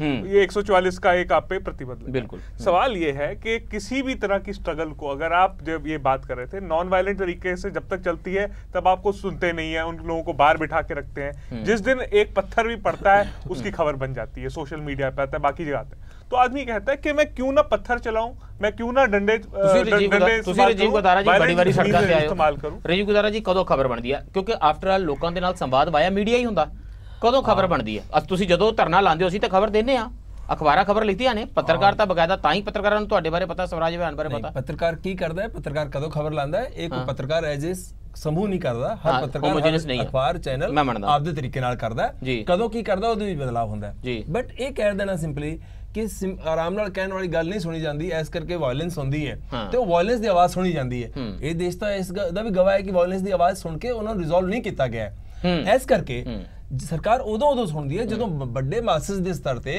ਸਰਕਾਰ ਨੂੰ ਲੱਗਦਾ ਹੈ ਕਿ ਹੁਣ ਪੂਰਾ ਏਰੀਆ, ਪੂਰਾ ਬਹੁਤ ਵੱਡੇ ਸਤਰ ਤੇ ਪ੍ਰਭਾਵਿਤ ਹੋ ਰਹੀ ਹੈ। ਜੇ ਛੱਤੀਸਗੜ੍ਹ ਦੇ ਵਿੱਚ ਨਹੀਂ ਸੁਣੀ ਜਾ ਰਹੀ ਤੇ ਬਸਤਰ ਇੱਕ ਏਰੀਆ, ਬਾਕੀ ਛੱਤੀਸਗੜ੍ਹ ਦੂਜੀ ਤਰ੍ਹਾਂ ਵੇਖ ਰਿਹਾ। ਇਹ ਜਦੋਂ ਉਹਦਾ ਵਿਸਤਾਰ ਨਹੀਂ ਹੁੰਦਾ, ਜਿਹੜਾ ਤੁਸੀਂ ਆਮ ਆਦਮੀ ਪਾਰਟੀ ਦੀ ਗੱਲ ਕੀਤੀ, ਉਸ ਤੋਂ ਪਹਿਲਾਂ ਇਹਨਾਂ ਹਜ਼ਾਰੇ ਮੂਵਮੈਂਟ ਦੀ ਗੱਲ ਕਰੀਏ, ਉਸ ਮੂਵਮੈਂਟ ਦੇ ਹਜ਼ਾਰ ਅਵਗੁਣ ਹੋ ਸਕਦੇ ਨੇ, ਦੋਸ਼ ਹੋ ਸਕਦੇ ਨੇ, ਸਵਾਲ ਹੋ ਸਕਦੇ ਨੇ, ਬਟ ਉਸ ਮੂਵਮੈਂਟ ਨੇ ਸਮਾਜ ਦੇ ਹਿੱਸਿਆਂ ਨੂੰ ਵੰਡੇ ਜਾਣ ਦੀ ਬਜਾਏ ਇੱਕ ਰੂਪਤਾ ਨਾਲ ਇਹ ਦਿਖਾਇਆ ਕਿ ਉਹ ਸਾਹਮਣੇ ਆ ਗਿਆ। ਉਹਦੀ ਮੀਡੀਆ ਨੇ ਵੀ ਸਹਿਯੋਗ ਕੀਤਾ, ਇਹ ਵੀ ਠੀਕ ਗੱਲ ਹੈ। ਜਦੋਂ ਇਸ ਤਰ੍ਹਾਂ ਹੁੰਦਾ ਹੈ ਕਿ ਇੱਕ ਵਰਗ ਜਿਹੜੀ ਗੱਲ ਕਰ ਰਿਹਾ, ਦੂਜਾ ਵਰਗ ਉਹਦੇ ਖਿਲਾਫ ਨਹੀਂ ਖੜਾ। ਮੈਨੂੰ ਇਹ ਐਕਸਪੈਰੀਮੈਂਟ ਦੇ ਵਿੱਚ ਤਾਂ ਕਾਫੀ ਇੰਟਰਸਟ ਹੈ, ਜਿਹਦਾ ਤੁਸੀਂ ਜ਼ਿਕਰ ਕੀਤਾ ਕਿ ਆਮ ਆਦਮੀ ਪਾਰਟੀ ਵੇਲੇ ਲੋਕਾਂ ਦੀ ਗੱਲ ਨਹੀਂ ਸੁਣ ਰਹੀਆਂ ਸੀ ਸਰਕਾਰਾਂ, ਸਿਸਟਮ ਨਹੀਂ ਸੁਣ ਰਿਹਾ ਸੀ, तमाम ਸ਼ੇਡਸ ਦੀਆਂ ਸਰਕਾਰਾਂ, ਤੇ ਇੱਕ ਰਿਐਕਸ਼ਨ ਸੀ ਜਿਹੜਾ ਜੰਤਰ ਮੰਤਰ ਦੇ ਵਿੱਚ ਉੱਠਿਆ ਤੇ ਉਹ ਤੂਫਾਨ 67 ਸੀਟਾਂ ਦੇਣਾ। ਪਰ ਮੈਂ ਇਹ ਪੁੱਛਦਾ, ਲੈਟ ਮੀ ਆਸਕ ਯੂ ਦਿਸ ਕੁਲਦੀਪ ਕੌਰ ਜੀ, ਜਿਸ ਵੇਲੇ ਉਹ ਸਰਕਾਰ ਬਣ ਜਾਂਦੀ ਹੈ, ਜਿਸ ਵੇਲੇ ਕੇਜਰੀਵਾਲ ਜੀ ਆ ਜਾਂਦੇ ਨੇ, ਫਿਰ ਲੋਕਾਂ ਦੀ ਗੱਲ ਕਿਵੇਂ ਸੁਣੀ ਜਾਂਦੀ ਹੈ? ਹੁਣ ਉਹ ਕਹਿੰਦੇ ਨੇ ਜੀ ਸਾਡੇ ਤੇ ਜ਼ੁਲਮ ਹੋ ਗਿਆ, ਕਿਸੇ ਨੇ ਤਾਂ ਨਹੀਂ ਕਿਹਾ ਸੀ ਆਪਣੀ ਪਤਨੀ ਨੂੰ ਕੁੱਟੋ। ਲੋਕ ਸਵਾਲ ਪੁੱਛਦੇ ਨੇ ਕਿ ਜੀ ਇਹ ਕਿਉਂ, ਤੁਸੀਂ ਐਕਸ਼ਨ ਕਿਉਂ ਨਹੀਂ ਲੈਂਦੇ? ਕਿਸੇ ਨੇ ਤਾਂ ਨਹੀਂ ਕਿਹਾ ਸੀ ਕਿ ਤੁਹਾਡਾ ਜਿਹੜਾ ਬਿਊਰੋਕਰੈਟ ਹੈ, ਜਿਹੜਾ ਕਰਪਟ ਫੜਿਆ ਗਿਆ, ਤੁਸੀਂ ਉਹਦੇ ਹੱਕ ਵਿੱਚ ਖੜੇ ਹੋ ਜਾਓ। ਆਈ ਅੰਡਰਸਟੈਂਡ ਕਿ ਕੇਜਰੀਵਾਲ ਜੀ ਦਾ ਇੱਕ ਸ਼ਿਕਾਇਤ ਹੈ ਕਿ ਮੈਨੂੰ ਜਾਣਬੁੱਝ ਕੇ ਟਾਰਗੇਟ ਕੀਤਾ ਜਾ ਰਿਹਾ, ਔਰ ਇਹ ਪੋਸੀਬਲੀ ਹੋ ਵੀ ਸਕਦਾ। ਲਗਾਤਾਰ ਇੱਕ ਤੋਂ ਬਾਅਦ ਇੱਕ ਐਮਐਲਏ ਉਹਨਾਂ ਦੇ ਅਰੈਸਟ ਹੋ ਰਹੇ ਨੇ। ਪਰ ਜਿਸ ਵੇਲੇ ਲੋਕ ਇਹ ਸਵਾਲ ਪੁੱਛਦੇ ਨੇ ਕਿ ਭਾਈ ਸਾਹਿਬ 130 ਕਰੋੜ ਦੀ ਸੰਪਤੀ ਇੱਕ ਐਮਐਲਏ ਦੀ ਨਿਕਲ ਰਹੀ ਹੈ, ਕਿਰਪਾ ਸਹਿਤ ਜਵਾਬ ਦਿਓ ਕਿ ਕਿੱਥੋਂ ਆਈ ਹੈ। ਮਨੀਸ਼ ਸਿਸੋਦੀਆ ਜੀ ਅਕਾਊਂਟ ਕਰਦੇ ਨੇ, ਔਰ ਇਹ ਉਹ ਸਰਕਾਰ ਹੈ ਜਿਹੜੀ ਲੋਕਾਂ ਦੀ ਗੱਲ ਨਹੀਂ ਸੀ ਸੁਣਦੀ, ਤਾਂ ਸੱਤਾ ਵਿੱਚ ਆਈ ਸੀ। ਉਹ ਕਹਿੰਦੇ ਨੇ ਮੋਦੀ ਜੀ ਤੁਸੀਂ ਸੀਬੀਆਈ ਲਾ ਦਿਓ, ਦਿੱਲੀ ਪੁਲਿਸ ਲਾ ਦਿਓ, ਆਈਬੀ ਲਾ ਦਿਓ, ਈਡੀ ਲਾ ਦਿਓ, ਐਨਫੋਰਸਮੈਂਟ ਡਾਇਰੈਕਟੋਰੇਟ ਲਾ ਦਿਓ, ਇਨਕਮ ਟੈਕਸ ਲਾ ਦਿਓ, ਅਸੀਂ ਤੇ ਆਪਣਾ ਕੰਮ ਕਰਦੇ ਰਹਾਂਗੇ। ਵਿਚ ਇਜ਼ ਲਾਈਕ ਸੇਇੰਗ ਅਸੀਂ ਨਹੀਂ ਦੱਸਾਂਗੇ 130 ਕਰੋੜ ਸਾਡੇ ਐਮਐਲਏ ਕੋਲ ਕਿੱਦਾਂ ਆਇਆ। ਇਹ ਜਿਹੜੀ ਸਰਕਾਰਾਂ ਦੀ ਖਾਸੀਅਤ ਹੈ। ਬਾਹਰ ਹੋਰ ਸੀਗਾ ਤੁਹਾਡਾ ਆਫਟਰ ਕਮਿੰਗ ਟੂ ਪਾਵਰ ਤੁਸੀਂ ਕਿਹਾ ਮੈਂ ਹੁਣ ਨਹੀਂ ਮੈਂ ਲੋਕਾਂ ਦੀ ਸੁਣਾਗਾ। SPG what is it so unique about the government? SPG ਤੁਹਾਡੀ ਪਰਮਿਸ਼ਨ ਨਾਲ ਇੱਕ ਗੱਲ ਮੈਂ ਕਹਿਣਾ ਚਾਹੁੰਦਾ। ਇਹ ਵੀ ਤੁਸੀਂ ਵੇਖਿਆ ਕਿ ਅਰਵਿੰਦ ਕੇਜਰੀਵਾਲ ਨੇ ਆਰਡਰ ਹੋ ਗਿਆ ਕਿ ਉਹਦੇ ਘਰ ਦੇ ਨਜ਼ਦੀਕ ਪ੍ਰਦਰਸ਼ਨ ਨਹੀਂ ਹੋਏਗਾ, ਬਟ ਦਿੱਲੀ ਸਰਕਾਰ ਕਿਉਂ ਨਹੀਂ ਰਿਸਪੌਂਡ ਕਰ ਰਹੀ ਤੇ ਅੰਨਾ ਮੂਵਮੈਂਟ ਦਾ ਰਿਸਪੌਂਡ ਕਿਉਂ ਹੋ ਰਿਹਾ ਸੀ? ਕੋਈ ਵੀ ਸਰਕਾਰ ਜਿਹੜਾ ਇਹ ਆਰਗੂਮੈਂਟ ਹੈ, ਜਦੋਂ ਕਹਿੰਦੇ ਨੇ ਮੋਦੀ ਸਾਨੂੰ ਤੰਗ ਕਰ ਰਿਹਾ, ਇੱਕ ਵਰਗ ਉਹਦੇ ਨਾਲ ਖੜਾ ਹੋ ਜਾਂਦਾ ਜਿਹੜਾ ਮੋਦੀ ਦੇ ਖਿਲਾਫ ਹੈ, ਉਹ ਨਿਸ਼ਪਕਸ਼ਤਾ ਨਾਲ ਨਹੀਂ ਵੇਖਦਾ। ਜਦੋਂ ਸਪੇਸ ਮਿਲੇਗਾ ਉਦੋਂ ਸਰਕਾਰਾਂ ਐਵੇਂ ਹੀ ਕਰਨਗੀਆਂ। ਸਰਕਾਰਾਂ ਨੂੰ ਸਵਾਲ ਕਰਦੇ ਹੋਏ ਸਾਨੂੰ ਇੱਕ ਦੂਜੇ ਦੇ ਖਿਲਾਫਤ ਦੇ ਪੱਖ ਬਣਨ ਦੀ ਬਜਾਏ ਜੈਨੂਇਨ ਗੱਲ ਕਰਨ ਦੇ ਮੇਰੀ ਇਹ ਮੁਸ਼ਕਲ ਦੂਰ ਕਰੋ ਕਿ ਸਰਕਾਰ ਦਾ ਫਾਇਦਾ ਹੁੰਦਾ ਹੋਵੇ ਤੇ ਸਰਕਾਰ ਫਾਇਦਾ ਨਾ ਕਰਾਵੇ। ਸਰਕਾਰ ਨੂੰ 15 ਜੁਲਾਈ 2004 ਨੂੰ 12 ਮਨੋਰਮਾ ਮਦਰਸ ਖੜ ਕੇ ਕਹਿ ਰਹੀਆਂ ਸੀ। ਦੁਨੀਆ ਨੇ ਉਹ ਬੈਨਰ ਦੇਖਿਆ ਜਦੋਂ ਉਹਨਾਂ ਨੇ ਇੰਡੀਅਨ ਆਰਮੀ ਤੇ ਲਾਨਤ ਪਾਈ ਹੈ, ਜਿਸ ਤਰੀਕੇ ਦੇ ਨਾਲ ਰੇਪ ਉੱਥੇ ਮਨੋਰਮਾ ਦਾ ਤੇ ਕਤਲ ਹੋਇਆ, ਤੇ ਜੇ ਉਸ ਵੇਲੇ ਸੁਣ ਲੈਂਦੀ ਸਰਕਾਰ ਤੇ 16 ਸਾਲ ਇਹ ਆਇਰਮ ਸ਼ਰਮੀਲਾ ਨੂੰ ਲੈ ਕੇ ਜਿਹੜੀ ਸ਼ਰਮਸਾਰੀ ਹਿੰਦੁਸਤਾਨ ਸਰਕਾਰ ਨੂੰ ਦੁਨੀਆ ਭਰ ਦੇ ਪਲੇਟਫਾਰਮ ਤੇ ਝੇਲਣੀ ਪੈਂਦੀ ਹੈ, ਅਸੀਂ ਕਿਤੇ ਸ਼ਕਲ ਦਿਖਾਉਣ ਜੋਗੇ ਨਹੀਂ, ਉਹ ਕਿਉਂ ਹੁੰਦੀ ਹੈ? ਕਿਉਂ ਸਰਕਾਰਾਂ ਆਪਣੇ ਸੀਨੇ ਖੰਜਰ ਮਾਰ ਰਹੀਆਂ ਨੇ? ਮੇਰੀ ਇਹ ਫੀਲਿੰਗ ਹੈ ਕਿ ਜਿਸ ਪ੍ਰੋਸੈਸ ਦੇ ਨਾਲ ਸਰਕਾਰ ਬਣਦੀ ਹੈ, ਉਸ ਪ੍ਰੋਸੈਸ ਦੇ ਬੇਸ ਦੇ ਉੱਤੇ ਇਕੁਇਟੀ ਨਹੀਂ ਹੈਗੀ ਹੈ ਕਿ ਹੇਟ ਐਂਡ ਐਗਰੈਸ਼ਨ ਹੈ। ਫਾਰਮੇਸ਼ਨ ਦੀ ਸਰਕਾਰ ਦੇ ਵਿੱਚ ਇਕੁਇਟੀ ਨਹੀਂ ਹੈ, ਬਰਾਬਰ ਦੀ ਹਿੱਸੇਦਾਰੀ ਨਹੀਂ ਹੈ, ਬਿਲਕੁਲ ਨਹੀਂ ਹੈ। There is a lot of hate and aggression. Political campaigning ਦੇ ਵਿੱਚ ਸੋਸਾਇਟੀ ਨੂੰ ਇਸ ਤਰੀਕੇ ਨਾਲ ਦੇਖਿਆ ਔਰ ਦਿਖਾਇਆ ਜਾ ਰਿਹਾ ਹੈ ਕਿ ਜੇ ਤੁਸੀਂ ਮੇਰੇ ਨਾਲ ਹੋ ਤਾਂ ਤੁਸੀਂ ਚੰਗੇ ਹੋ, ਜੇ ਤੁਸੀਂ ਉਹਨਾਂ ਦੇ ਨਾਲ ਹੋ ਤਾਂ ਤੁਸੀਂ ਮਾੜੇ ਹੋ। ਤੁਸੀਂ ਪਹਿਲਾਂ ਤਾਂ ਸੋਸਾਇਟੀ ਨੂੰ ਇਸ ਤਰੀਕੇ ਨਾਲ ਸਾਰਾ ਡਿਵਾਈਡ ਕਰ ਲਿਆ ਜੀ। that is fine to come into power. After coming into power, you do not forget कि how you have come to power. अब मैं छोटा जिहा एक एनालिसिस कीता है, you might be interested in seeing that. जी पंजाबी जी 30-31% वोट दे नाल ਅੱਜ ਸਰਕਾਰ ਵੱਡੀ ਵੋਗਿੰਤੀ ਵਾਲੀ ਬਣ ਗਈ ਹੈ and it is a highest number of a single party 282 ਬਿਲਕੁਲ। ਔਰ ਇਸ ਸਰਕਾਰ ਦੇ ਵਿੱਚ ਇਸ ਤੋਂ ਪਹਿਲਾਂ ਜਿਹੜੀ ਹਾਈਐਸਟ ਸਿੰਗਲ ਪਾਰਟੀ ਸਰਕਾਰ ਬਣੀ ਸੀ ਜੀ, ਉਹਦੇ ਕੋਲ 36% ਵੋਟਾਂ ਸੀ। That was Congress. Now 36 then had less number of seats and today with 31% they have long number seats. Overall मैं देखा कि ਜਿਹੜੀ ਨੰਬਰ 2 ਪਾਰਟੀ ਹੈ ਕਾਂਗਰਸ, ਉਹਦੇ ਕੋਲ 20% ਵੋਟ ਪਈ ਹੈ ਕੁੱਲ, ਪਰ 20% ਵੋਟ ਦੇ ਨਾਲ ਉਹਦੇ ਕੋਲ ਸਿਰਫ 44 ਸੀਟਾਂ ਹੈ। ਸੋ ਤੁਹਾਨੂੰ ਲੱਗਦਾ ਫਰਸਟ ਪਾਸਟ ਦਾ ਪੋਸਟ ਜਿਹੜਾ ਸਿਸਟਮ ਹੈ ਇਹ ਵੀ ਪ੍ਰੋਬਲਮੈਟਿਕ ਹੈ। It is a big problem. ਹਾਂ, it is a very big problem ਜੀ। I will tell you something more. ਹਾਂ, ਜੇ ਤੁਸੀਂ ਉਸ ਤੋਂ ਬਾਅਦ ਆਓ 3rd ਨੰਬਰ ਪਾਰਟੀ ਜਿਹੜੀ largest in terms of share, in terms of vote collection ਜਿਹੜਾ share ਹੈ ਜੀ, that is BSP, ਵੀ 0 seat, ਇੰਟਰਸਟਿੰਗ ਜੀ, 4% ਸ਼ੇਅਰ ਹੈਗਾ ਉਹਨਾਂ ਦਾ, ਉਹਨਾਂ ਦੇ ਕੋਲ 0 ਸੀਟ ਹੈ। ਯੂਪੀ ਦੇ ਵਿੱਚ ਉਹਨਾਂ ਕੋਲ 23% ਵੋਟਾਂ ਪਈਆਂ ਉਹਨਾਂ ਨੂੰ, ਦੇ ਹੈਵ 0 ਸੀਟ, ਕੋਈ ਰਿਪਰੈਜ਼ੈਂਟੇਸ਼ਨ ਨਹੀਂ, ਕੋਈ ਰਿਪਰੈਜ਼ੈਂਟੇਸ਼ਨ ਨਹੀਂ ਜੀ। ਉਹ ਤੋਂ ਘੱਟ 3.4% ਸੀਟਾਂ ਵੋਟ ਮਿਲੀ ਹੈ ਸਮਾਜਵਾਦੀ ਪਾਰਟੀ ਨੂੰ, 5 ਸੀਟਾਂ। I get your point. ਮੈਨੂੰ ਇੱਕ ਗੱਲ ਮੈਂ ਕਹਿਣਾ ਚਾਹੁੰਦਾ ਵਿੱਚੋਂ ਜੀ, ਗੁਜਰਾਤ ਦੇ ਵਿੱਚ ਦਲਿਤ ਮੂਵਮੈਂਟ ਹੋਇਆ ਗੌਰਕਸ਼ਾ ਦੇ ਨਾਂ ਤੇ ਜਿਹੜੇ ਅਤਿਆਚਾਰ ਹੋਏ ਦਲਿਤਾਂ ਤੇ, ਬਿਲਕੁਲ ਪ੍ਰਧਾਨ ਮੰਤਰੀ ਨੂੰ ਕੁਝ ਦਿਨ ਬਾਅਦ ਬਿਆਨ ਦੇਣਾ ਪਿਆ, ਦੇਸ਼ ਦੇ ਵਿੱਚ ਆਵਾਜ਼ ਉੱਠੀ। ਦੂਜੇ ਪਾਸੇ ਮਿਰਚਪੁਰ ਹਰਿਆਣਾ ਦੇ ਵਿੱਚ 5 ਸਾਲ ਪਹਿਲਾਂ 4 ਸਾਲ ਪਹਿਲਾਂ ਜਿਹੜੀ ਘਟਨਾ ਹੋਈ, ਅੱਜ ਤੱਕ ਉਹ ਘਰਾਂ ਤੋਂ ਬਾਹਰ ਬੈਠੇ ਨੇ, ਕੋਈ ਸੁਣ ਨਹੀਂ ਰਿਹਾ। ਬਗਾਨਾ ਦੇ ਲੋਕ ਜੰਤਰ ਮੰਤਰ ਤੇ ਬੈਠੇ ਨੇ, ਦਲਿਤ ਹਲੇ ਕੋਈ ਸੁਣ ਨਹੀਂ ਰਿਹਾ। ਮੈਂ ਉਦਾਹਰਨ ਇਸ ਕਰਕੇ ਦੇ ਰਿਹਾ ਕਿ ਜਦੋਂ ਜਦੋਂ ਕੋਈ ਘਟਨਾ ਪੂਰੇ ਦੇਸ਼ ਦੇ ਵਿੱਚ ਵਿਆਪਕਤਾ ਨਾਲ ਫੈਲਦੀ ਹੈ, ਉਦੋਂ ਸਰਕਾਰਾਂ ਸੁਣਦੀ ਹੈ। ਐਕਟਿਵਿਸਟ ਜਿਹੜੇ ਨੇ ਉਹਨਾਂ ਨੂੰ ਅਲਟੀਮੇਟਲੀ ਮੈਥਡ ਅਪਣਾਉਣਾ ਪਏਗਾ ਕਿ ਆਪਦੇ ਅੰਦੋਲਨ ਨੂੰ, ਆਪਦੀ ਆਵਾਜ਼ ਨੂੰ ਵਿਆਪਕਤਾ ਕਿਵੇਂ ਦੇਣ। That is a big challenge. ਇੱਕ ਤਰੀਕਾ ਇਹ ਹੈ ਕਿ ਤੁਸੀਂ ਕਹਦੇ ਹੋ ਫੋਰਸ ਮਲਟੀਪਲਾਇਰ ਜ਼ੋਨ, ਇਹ ਜਿਹੜੀਆਂ ਮੂਵਮੈਂਟਸ ਨੇ ਇੱਕ ਦੂਜੇ ਦੇ ਨਾਲ ਜੁੜਨ। ਉਹ ਬਿਲਕੁਲ ਵਾਜਬ ਹੈ। ਇਹਦਾ ਮਤਲਬ ਇਹ ਹੋਏਗਾ ਕਿ 4 ਬੰਦਿਆਂ ਦਾ ਕੋਈ ਗਰੁੱਪ ਹੋਏਗਾ, ਉਹਦੇ ਰਾਈਟ ਦੀ ਕਿਸੇ ਨੂੰ ਕੋਈ ਸੋਚ ਨਹੀਂ ਹੋਏਗੀ, ਕਿਸੇ ਵੀ ਗਵਰਨਮੈਂਟ ਨੂੰ ਜੀ। ਇਹਦਾ ਫੰਡਾ ਇਹ ਹੈ ਵੀ ਜੇ ਗਵਰਨਮੈਂਟ ਨੇ ਇਸ ਤਰੀਕੇ ਨਾਲ ਸੋਚਣਾ ਹੈ ਤੇ ਜਿਹੜਾ ਤੁਸੀਂ ਜੈਸਿਕਾ ਲਾਲ ਤੇ ਭੀੜਾਂ ਆ ਜਾਣਗੀਆਂ, ਨਿਰਭੈ ਦੇ ਨਾਮ ਤੇ ਭੀੜਾਂ ਆਈਆਂ, ਤੇ ਸਾਡਾ ਦਿਲ ਖੁਸ਼ ਹੋਇਆ ਕਿ ਇਸ ਦੇਸ਼ ਦੇ ਵਿੱਚ ਕਿਸੇ ਦੀ ਭੀੜ ਨਾਲ ਦੇਸ਼ ਕੁਰਲਾਂਦਾ ਤੇ 56 ਲਾਸ਼ਾਂ ਕਸ਼ਮੀਰ ਚ ਵਿਚ ਜਾਣ। ਉਸੇ ਅਪਰੋਚ ਦਾ ਸਵਾਲ ਹੈ। ਲੋਕ ਨਹੀਂ ਦੇਖੇ, ਮੈਂ ਇੰਡੀਆ ਗੇਟ ਤੇ 5 ਲੋਕ ਨਹੀਂ ਦੇਖੇ। ਆਇਰਮ ਸ਼ਰਮੀਲਾ ਲਈ ਅੱਜ ਜਗ੍ਹਾ ਜਗ੍ਹਾ ਤੇ ਸਕੂਲਾਂ ਕਾਲਜਾਂ 'ਚ ਮੋਮਬੱਤੀਆਂ ਨਹੀਂ ਜਗ ਰਹੀਆਂ। ਇਹ ਸੇਮ ਉਹੀ ਗੱਲ ਹੈ ਜਿਵੇਂ ਅਸੀਂ ਕਹਿੰਦੇ ਅੰਨਾ ਮੂਵਮੈਂਟ ਐਂਟੀ ਕਰਪਸ਼ਨ ਇੱਕ ਗੱਲ ਹੈ ਜੀ, ਦੇਸ਼ ਜੋੜਦੀ ਹੈ, ਪਰ ਇਸ ਪੂਰੇ ਮਾਮਲੇ ਦੇ ਵਿੱਚ ਲੋਕਾਂ ਦੇ ਡਾਈਵਰਸ ਵਿਚਾਰ ਵੀ ਨੇ, ਉਹ ਡਾਈਵਰਸ ਆਇਡੈਂਟੀ 'ਚ ਵੀ ਨੇ। ਉਹਨਾਂ ਦੀ ਕੋਈ ਸੁਣੇਗਾ ਕਿ ਨਹੀਂ ਸੁਣੇਗਾ, ਉਹਦੇ ਤੇ ਸੁਣੇਗਾ। ਜਦੋਂ ਤੁਸੀਂ ਦੂਸਰੇ ਲੋਕਾਂ ਦੇ ਲਈ ਵੀ ਵੱਡੇ ਵਿਆਪਕਤਾ ਨਾਲ ਆਪਣੀ ਕਰਦੇ ਹੋਏ ਵੀ ਉਸ ਤੋਂ ਬਗਾਨਾ ਦੇ ਲੋਕਾਂ ਦੀ ਵੀ ਸੁਣਨੀ ਪੈਗੀ। ਸਾਡੇ ਕਲਚਰ ਇਵੋਲਵ ਕਰਨ ਦੀ ਲੋੜ ਹੈ। ਜਿਹਦੇ ਸਾਹਮਣੇ ਰਾਸ਼ਟਰਵਾਦ ਦਾ ਆਰਗੂਮੈਂਟ ਦਿੱਤਾ ਜਾ ਰਿਹਾ ਹੈ, ਤੁਹਾਨੂੰ ਉੱਥੇ ਇੰਡੀਵਿਜੂਅਲ ਨਾਗਰਿਕ ਦੇ ਅਧਿਕਾਰਾਂ ਦੀ ਗੱਲ ਨੂੰ ਉਹਦੇ ਲਈ ਜ਼ਰੂਰੀ ਹੈ ਕਿ ਇੰਡੀਵਿਜੂਅਲ ਜਿਹੜੇ ਰਾਈਟਸ ਦੇ ਕੁਐਸਚਨ ਨੇ, ਜਿਹੜੇ ਫੰਡਾਮੈਂਟਲ ਲੋਕਾਂ ਦੇ ਰਾਈਟ ਨੇ, ਉਹਦੇ ਲਈ ਜਿਹੜੀ ਸੰਵੇਦਨਸ਼ੀਲਤਾ ਸਿਸਟਮ ਦੇ ਵਿੱਚ ਉਹ ਗਾਇਬ ਹੈ। ਤੇ ਜਿੰਨਾ ਚਿਰ ਉਹ ਸੰਵੇਦਨਸ਼ੀਲਤਾ ਦਾ ਕੁਐਸਚਨ ਨਹੀਂ ਹੈ, ਉਹ ਸੰਵੇਦਨਸ਼ੀਲਤਾ ਆ ਨਹੀਂ ਸਕਦੀ ਜਿੰਨਾ ਚਿਰ ਪੋਲੀਟੀਕਲ ਡਿਸਕੋਰਸ ਜਿਹੜਾ ਹੈ ਉਹ ਇਸ ਲੈਵਲ ਦਾ ਪ੍ਰੋਪੋਜ਼ਲ ਨਹੀਂ ਹੁੰਦਾ। ਔਰ ਅੱਜ ਗਵਰਨਮੈਂਟਾਂ ਬਣਦੀਆਂ ਨੇ, ਔਰ ਗਵਰਨਮੈਂਟ ਕਾਹਦੇ ਲਈ ਬਣਦੀ ਹੈ? ਕਰੋੜਾਂ ਅਰਬਾਂ ਰੁਪਏ ਚ ਇਲੈਕਸ਼ਨ ਲੁੱਟੀ ਜਾਂਦੀ ਹੈ ਤੇ ਇਲੈਕਸ਼ਨ ਕੈਂਪੇਨ ਕੀਤੀ ਜਾਂਦੀ ਹੈ। ਕਿੰਨੇ ਲੋਕ ਨਾਰਮਲ ਤਰੀਕੇ ਨਾਲ ਇਲੈਕਸ਼ਨ ਜਿੱਤ ਕੇ ਆ ਜਾਂਦੇ ਨੇ। ਇਲੈਕਸ਼ਨ ਕੈਂਪੇਨ ਦੀ ਪ੍ਰੋਬਲਮ ਹੈ, ਇਲੈਕਟੋਰਲ ਰਿਫਾਰਮਸ ਦੀ ਜ਼ਰੂਰਤ ਹੈ। ਮੇਰਾ ਸਿਰਫ ਇਹ ਕਹਿਣਾ ਉਸ ਪਾਸੇ ਵੱਲ ਚੱਲਿਆ। ਮੇਰਾ ਸਿਰਫ ਇਹ ਕਹਿਣਾ ਹੈ ਕਿ ਇਹ ਜਿਹੜਾ ਇੱਕ ਸਿਸਟਮ ਬਣ ਗਿਆ, ਮੈਂ ਨਹੀਂ ਇਹ ਡਿਮਾਂਡ ਵੀ ਅਜੇ ਉੱਠਦੀ ਨਹੀਂ ਦੇਖੀ ਕਿ ਪੋਲੀਟੀਕਲ ਪਾਰਟੀਆਂ ਆਪਣੇ ਮੈਨੀਫੈਸਟੋ 'ਚ ਲਿਖਣ ਕਿ ਜੀ ਜੇ ਅਗਲੀ ਵਾਰੀ ਸਾਡੀ ਸਰਕਾਰ ਆਈ ਤੇ ਅਸੀਂ ਕਿਸਾਨਾਂ ਨੂੰ, ਨਰਸਾਂ ਨੂੰ, ਫਾਰਮਾਸਿਸਟਾਂ ਨੂੰ, ਬੇਰੁਜ਼ਗਾਰ ਟੀਚਰਾਂ ਨੂੰ, ਟੈਟ ਵਾਲੇ ਟੀਚਰਾਂ ਤੋਂ ETT ਵਾਲੇ ਟੀਚਰਾਂ ਨੂੰ, ਇਹਨਾਂ ਨੂੰ ਸਰਕਾਰੀ ਪੈਸੇ ਨਾਲ ਤਨਖਾਹ ਦੇ ਕੇ ਸਿਹਤਮੰਦ ਕੀਤੇ ਗਏ, ਜਿਨ੍ਹਾਂ ਨੂੰ ਸਸਤਾ ਰਾਸ਼ਨ ਦਿੱਤਾ ਜਾਂਦਾ ਹੈ, ਚੰਗੀ ਵਧੀਆ ਪੁਲਿਸ ਫੋਰਸ ਤਿਆਰ ਕਰਕੇ ਸ਼ਾਮੀ 4:30 ਤੋਂ 5:30 ਤਕੜੀਆਂ ਜੀਆਂ ਲਾਠੀਆਂ ਨਾਲ ਕੁੱਟਣ ਨਹੀਂ ਭੇਜਾਂਗੇ। Because this is what is happening. ਮੇਰੇ ਪੈਸੇ ਨਾਲ ਪੁਲਿਸ ਫੋਰਸ ਤਿਆਰ ਕੀਤੀ ਜਾਂਦੀ ਹੈ। ਰੈਦਰ ਲਗਾਤਾਰ ਆਰਗੂਮੈਂਟ ਬਣਾਇਆ ਜਾਂਦਾ ਪੁਲਿਸ ਫੋਰਸਿਸ ਨੂੰ ਹੋਰ ਪੈਸਾ ਚਾਹੀਦਾ, CRPF ਨੂੰ ਹੋਰ ਸਟਰੋਂਗ ਕਰ ਦਿਓ, BSF ਨੂੰ ਹੋਰ ਸਟਰੋਂਗ ਕਰ ਦਿਓ।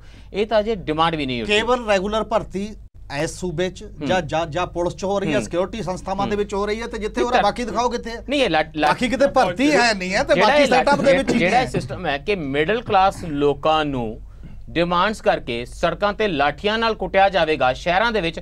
ਇੱਥੋਂ ਅਸੀਂ ਸਮਝ ਸਕਦੇ ਹਾਂ ਕਿ ਦੂਰ ਦੁਰਾਡੇ ਪਿੰਡਾਂ 'ਚ, ਰਿਮੋਟ ਇਲਾਕਿਆਂ ਦੇ ਵਿੱਚ, ਜਿੱਥੇ ਕੁਦਨ ਕੋਲੋਂ ਦੇ ਨਿਊਕਲੀਅਰ ਪਲਾਂਟ ਦੇ ਅਗੇਂਸਟ ਆਦੀਵਾਸੀ ਸਟਰਗਲ ਕਰ ਰਹੇ ਹੋਣਗੇ ਬਸਤਰ ਦੇ ਜੰਗਲਾਂ ਵਿੱਚ, ਉੱਥੇ ਉਹਨਾਂ ਨਾਲ ਸਰਕਾਰ ਇਹ ਫੀਡਬੈਕ ਲੈਣ ਦਾ ਕਸਟਮਰ ਕੇਅਰ ਸੈਂਟਰ ਕਿਸ ਤਰੀਕੇ ਦਾ ਚਲਾ ਰਹੀ ਹੋਵੇਗੀ, ਇਹਦੇ ਤਾਂ ਕੋਈ ਬਹੁਤਾ ਸ਼ੱਕ ਨਹੀਂ ਆ। ਪਰ ਕੀ ਕੁਝ ਬਦਲ ਸਕਦਾ ਹੈ? ਕੀ ਉਹਨਾਂ ਤਰੀਕਿਆਂ ਵਿੱਚ ਕੋਈ ਬਦਲਾਵ ਲਿਆਂਦਾ ਜਾ ਸਕਦਾ ਜਿਨ੍ਹਾਂ ਰਾਹੀਂ ਅਸੀਂ ਸਰਕਾਰ ਤੱਕ ਆਪਣੀ ਗੱਲ ਪਹੁੰਚਾਉਣੀ ਹੈ? ਕਿਉਂਕਿ ਇਹ ਮੈਂ ਟਾਟਾ ਬਿਰਲਾ ਵਾਲਿਆਂ ਨੂੰ ਤਾਂ ਕਿੰਨੀਆਂ ਪ੍ਰੋਬਲਮ ਆਉਂਦੀਆਂ ਹੋਣਗੀਆਂ ਜੀ, ਤੁਹਾਨੂੰ ਕਾਰਪੋਰੇਟ ਵਾਲਿਆਂ ਨੂੰ, ਮੁਸ਼ਕਲਾਂ ਨੂੰ, ਇਹ ਤੁਹਾਨੂੰ ਕਦੀ ਲਾਠੀਆਂ ਲੁੱਠੀਆਂ ਪੈਂਦੀਆਂ ਨਹੀਂ ਦੇਖੀਆਂ ਮਟਕਾ ਚੌਂਕ ਦੇ ਵਿੱਚ। ਇਹਨਾਂ ਤੋਂ ਪੁੱਛਾਂਗੇ ਇਹ ਕਿਵੇਂ ਕੰਮ ਕਰਾ ਲੈਂਦੇ ਨੇ ਇਸ ਬ੍ਰੇਕ ਤੋਂ ਬਾਅਦ।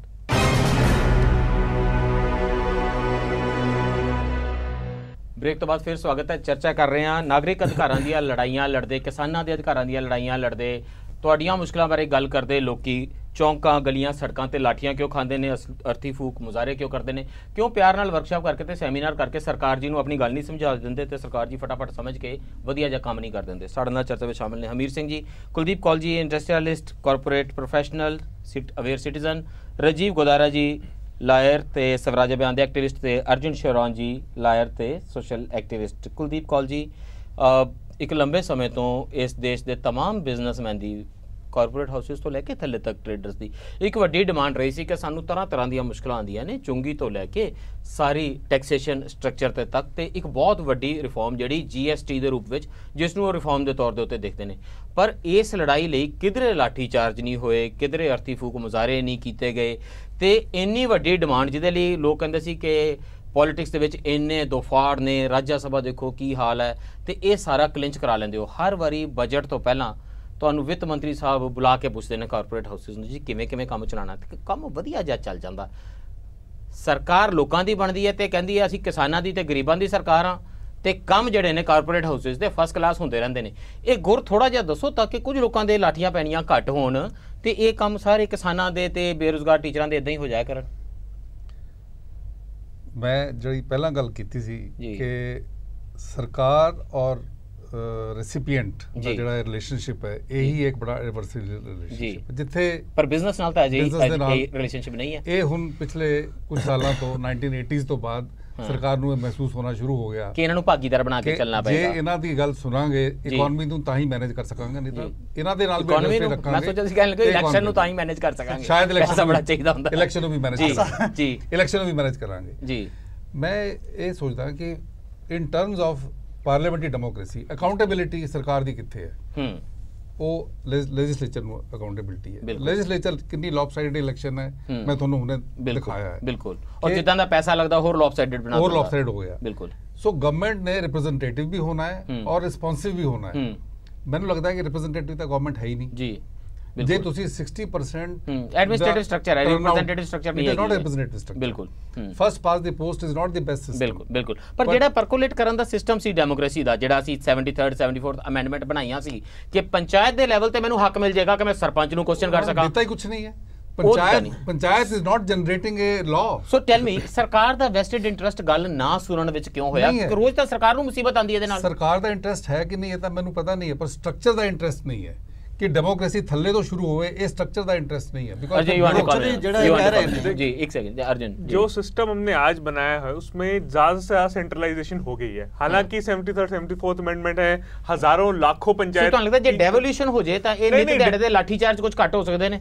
ਜਿਹੜੇ ਮੇਰੇ ਬੱਚਿਆਂ ਨੂੰ ਟੈਂਕੀਆਂ ਤੇ ਚੜਨਾ ਪੈਂਦਾ ਛੋਟੀ ਜੀ ਗੱਲ ਕਹਿਣ ਲਈ। अब ये देखिए ना, हर स्टेट में, चाहे हरियाणा हो कोई और स्टेट में, सीएम विंडो खुल गई है, पीएमओ की विंडो खुल गई है, तो ऐसी शॉर्ट सर्किट करने की क्या जरूरत हुई? ऐसा क्यों हुआ कि नीचे से लेकर ऊपर तक कोई सुन नहीं रहा तो आपके सीएम साहब सुनेंगे?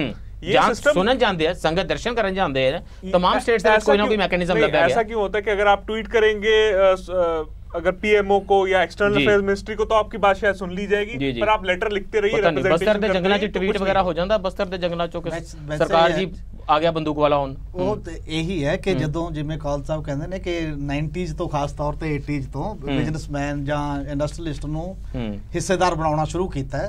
ਐਕਚੁਅਲੀ ਉਦੋਂ ਤੋਂ ਹੀ ਗਵਰਨਮੈਂਟਾਂ ਦਾ ਰੁਖ ਚੇਂਜ ਹੋਇਆ ਜਦੋਂ ਵੈਲਫੇਅਰ ਸਟੇਟ ਦੇ ਕਨਸੈਪਟ ਦੀ ਗੱਲ ਸੀ ਕਿ ਬਾਕੀ ਲੋਕਾਂ ਨੂੰ ਵੀ ਨਾਲ ਲੈ ਕੇ ਚੱਲੋ ਥੋੜਾ ਬਹੁਤ। ਔਰ ਇਸੇ ਲਈ ਕਿਹਾ ਜਾਂਦਾ ਕਿ ਸਰਕਾਰ ਬਣਦੀ ਤਾਂ ਗਰੀਬਾਂ ਇਹ ਚੇਂਜ ਨਹੀਂ ਕੀਤਾ ਜੀ। ਕਿਉਂ ਜਦੋਂ ਤੁਹਾਡੀ ਮੋਟੀਵੇਸ਼ਨ ਦਾ ਤਰੀਕਾਕਾਰ ਇਹ ਹੈ ਕਿ ਮੈਂ ਵੱਧ ਤੋਂ ਵੱਧ ਪੈਸਾ ਕਮਾਉਣਾ ਤੇ ਵੱਧ ਤੋਂ ਵੱਧ ਸੱਤਾ ਹਾਸਲ ਕਰਨੀ ਹੈ, ਉਹ ਚੀਜ਼ਾਂ ਰਹਿਣਗੀਆਂ ਉਹਦੇ ਨਾਲ ਨਹੀਂ ਉਹ ਰਹਿ ਨਹੀਂ ਸਕਦੇ। ਜੇ ਚੀਜ਼ਾਂ ਰਹਿਣਗੀਆਂ ਤਾਂ ਫਾਰਮਰ ਤੇ ਲਾਠੀ ਚਾਰਜ ਨਹੀਂ ਰੁਕੇਗਾ, ਮੇਰਾ ਕਹਿਣਾ ਹੈ ਫਾਰਮਰ ਸੁਸਾਈਡ ਨਹੀਂ ਰੁਕੇਗੀ। ਕਿਸੇ ਵੀ ਤਰ੍ਹਾਂ ਮੈਂ ਕਹਿ ਰਿਹਾ ਸੁਪਨਿਆਂ ਦੇ ਸੱਚ ਹੋ ਜਾਣ ਤੱਕ, ਆਦਰਸ਼ ਦੁਨੀਆ ਬਣ ਜਾਣ ਤੱਕ ਤਾਂ ਮੈਂ ਇੰਤਜ਼ਾਰ ਕਰਨ ਲਈ ਤਿਆਰ ਨਹੀਂ ਹੋਵਾਂਗਾ ਨਾ। ਕਿਉਂ ਨਾਗਰਿਕ ਇੰਤਜ਼ਾਰ ਕਰੇ? ਡੇ ਟੂ ਡੇ ਦੁਨੀਆ ਦਾ ਤਰੀਕਾ ਆਦਰਸ਼ ਦੁਨੀਆ ਨਹੀਂ। ਆਦਰਸ਼ ਦੁਨੀਆ ਤਾਂ ਕਦ ਬਣਨੀ ਹੈ ਉਹ ਤਾਂ ਅਗਲਾ ਸਵਾਲ ਹੈ।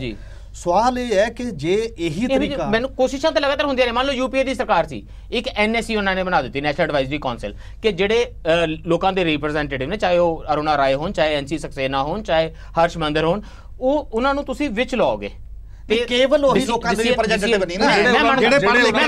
ਮੈਂ ਮੰਨਦਾ ਦੈਟ ਕੁਐਸਚਨ ਇਹ ਨਹੀਂ ਹੈ ਜਿਹੜੇ ਸ਼ੂਟ ਕਰਦੇ ਆ, ਜਿਨ੍ਹਾਂ ਨੂੰ ਬਾਅਦ ਵਿੱਚ ਮੋਦੀ ਸਾਹਿਬ ਝੋਲੇ ਵਾਲੇ ਕਹਿੰਦੇ। ਤੁਸੀਂ ਕੀ ਕਹਿ ਰਹੇ ਹੋ ਕਿ ਤੁਸੀਂ ਇੱਕ ਅਪਰੋਚ ਅਪਣਾ ਲਈ ਹੈ, ਅਪਰੋਚ ਇਹ ਅਪਣਾ ਲਈ ਹੈ ਕਿ ਐਗਰੀਕਲਚਰ ਨੈਗਲੈਕਟਡ ਧੰਦਾ ਹੈ ਤੇ ਇਹਦੇ ਤੇ 1.5% ਬਜਟ ਦਾ ਖਰਚ ਹੋਏਗਾ ਕੰਟਰੀ ਦੇ ਦਾ।